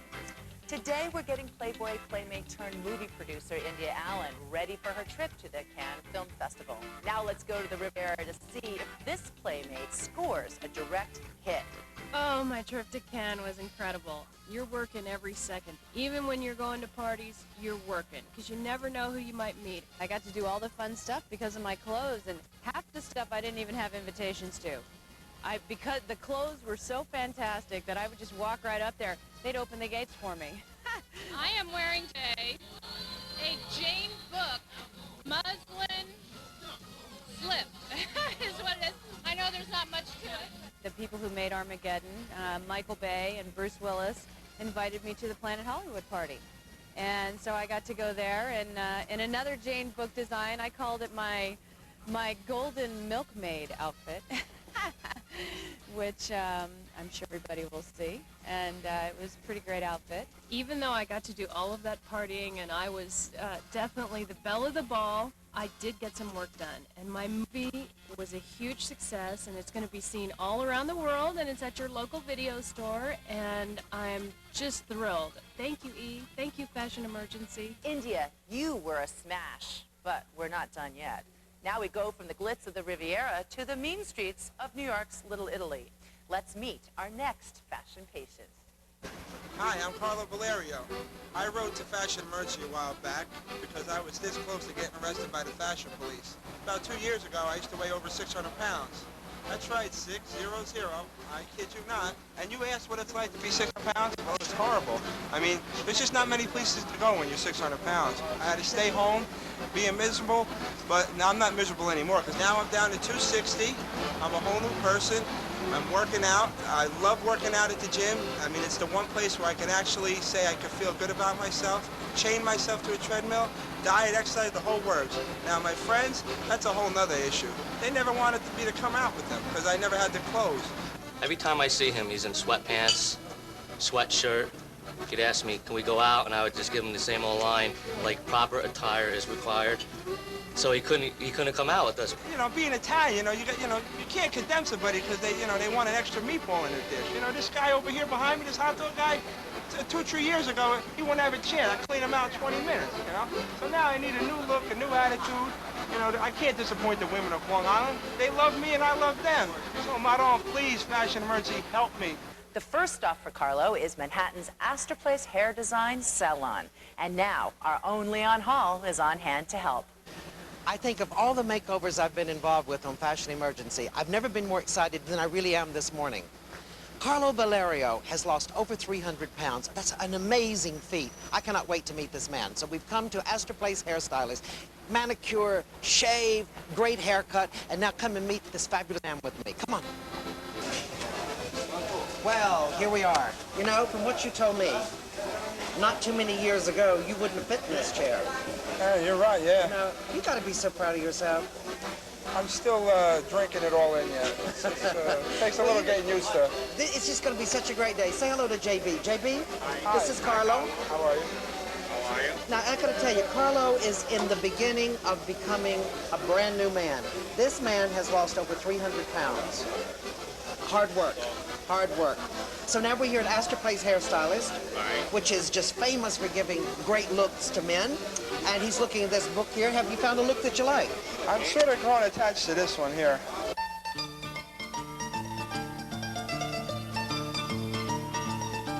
I already start to feel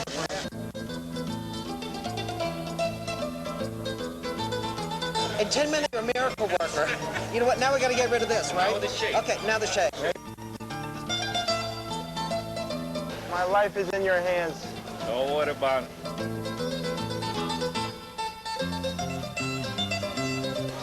Wow.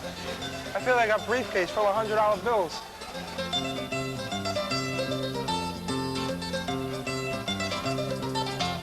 The closest thing I ever got to a manicure was when I stuck my hands in Palmolive liquid when I had to do my own dishes. Carlo, it's amazing. You're in construction. How are you going to keep this up? I don't know. You know what? We made a great start here because you do look terrific. Don't you feel good about the way you look? Come on, let's go get some great clothes. Let's go pick up some women, too. Coming up, Leon picks an ensemble he hopes will make Carlo a king. You didn't wear many ties, but when you did, you wore what kind of tie? Clip-ons. A clip-on. That makes my blood run cold. Shabby chic is more than a design style. It's a lifestyle that's never formal, fussy, or far from anyone's reach. Now Rachel Ashwell's Shabby Chic shows you how to create adaptable, accessible elegance for any home.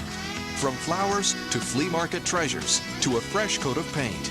See how one small change can make all the difference on Rachel Ashwell's Shabby Chic. Sundays at 7 and weeknights at 9 Eastern and Pacific on Style.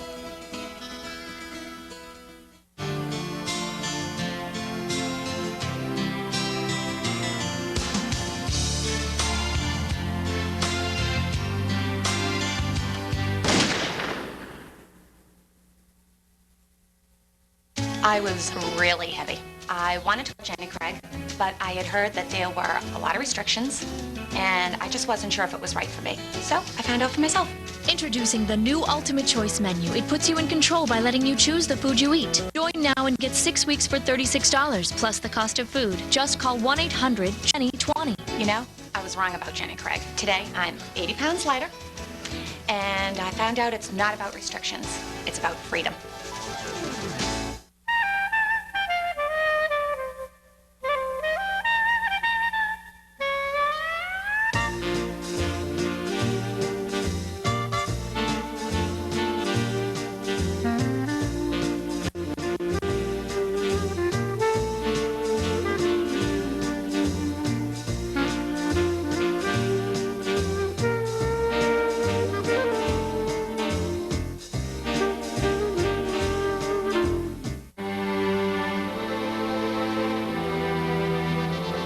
The sooner you see a doctor, the sooner you'll know whether Retin-A Micro is right for you.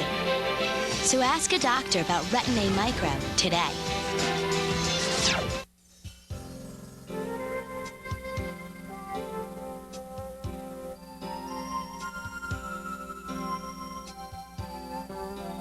Do you like to draw, or paint, or maybe just sketch and doodle?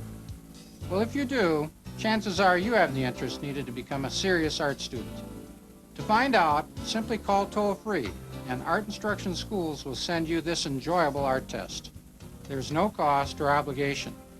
Take the test at home in your spare time and mail it to us when you're done. Our experts will review and grade your test. Call our toll-free number today for your free art test. Don't let the wonderful world of art pass you by. To get your free art test without cost or obligation, call this toll-free number. Don't delay. Call this toll-free number now. Call 1-800-746-1166. That's 1-800-746-1166. The thing I like about the Style Network is that it has everything there for a woman. It's all there. It's great. Style, the fashion, beauty, and home design network.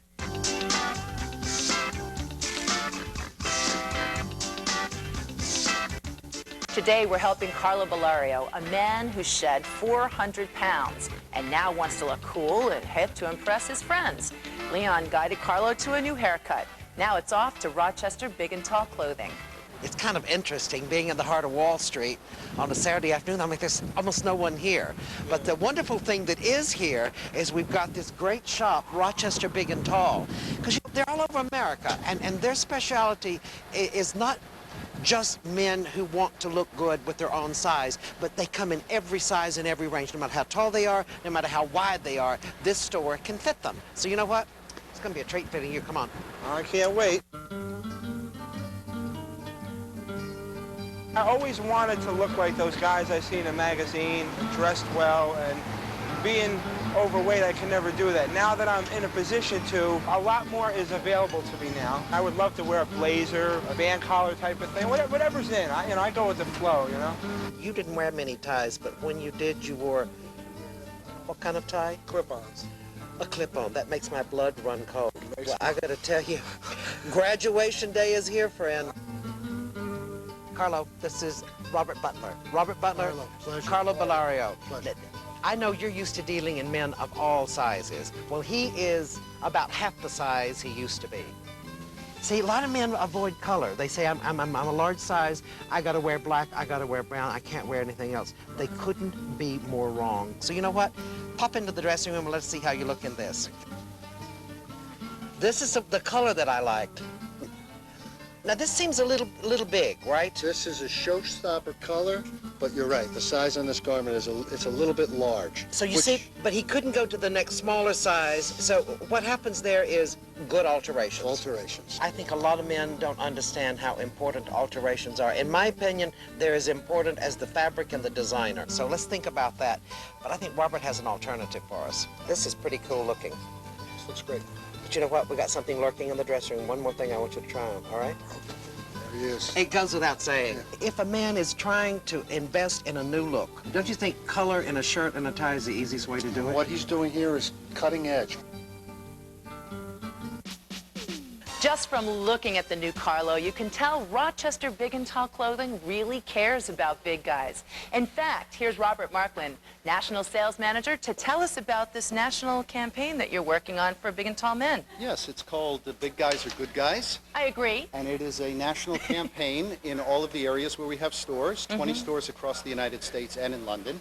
And what we'd like to do is recognize our big and tall customers, people who have made a difference in society, and people who are doing things above and beyond. Absolutely, absolutely. Oh, that's nice. And not only does it recognize our customer, but it also lets people know that big and tall guys are important guys too. They just don't have to be athletes. They don't have to be in the entertainment industry. That regular guys that are big and tall guys mean a lot to this country. Well, that's nice that you're trying to build the self-esteem with your customer. Absolutely. I really think it's wonderful. We're really very, very excited about the promotion. And at the end, what we will do is we will give a gift certificate to the winner in each of the 20 regions where we have stores, and then we will make a donation to their favorite charity on behalf of them. That's wonderful. Well, congratulations, you guys. Thank you. But now, back to our story. Carlo's all set to surprise his pals. What do you think? Here we are, and this is your neighborhood. This is Little Italy. What do you think your friends are going to think when they see you? They're probably not going to recognize me, I'll tell you one thing. You know what? Not recognize you would be so great. Are you sure you're ready for this? Ready as I'll ever be. You think they're ready for this? They better be. I don't think they have any idea. Look out, Godzilla's coming now, baby. Let's go. Hello. I'm When he walks into a room, you know, it's hard not to notice him. It's like there's this more confidence now. His haircut, you know, he shaved, he got the tie, the suit on. 2.5 years, that's a long time to devote to making yourself look and feel better. What a change. It's a long road, but I think it was worth it. You know what? Let's sit down, toast him. Overheads.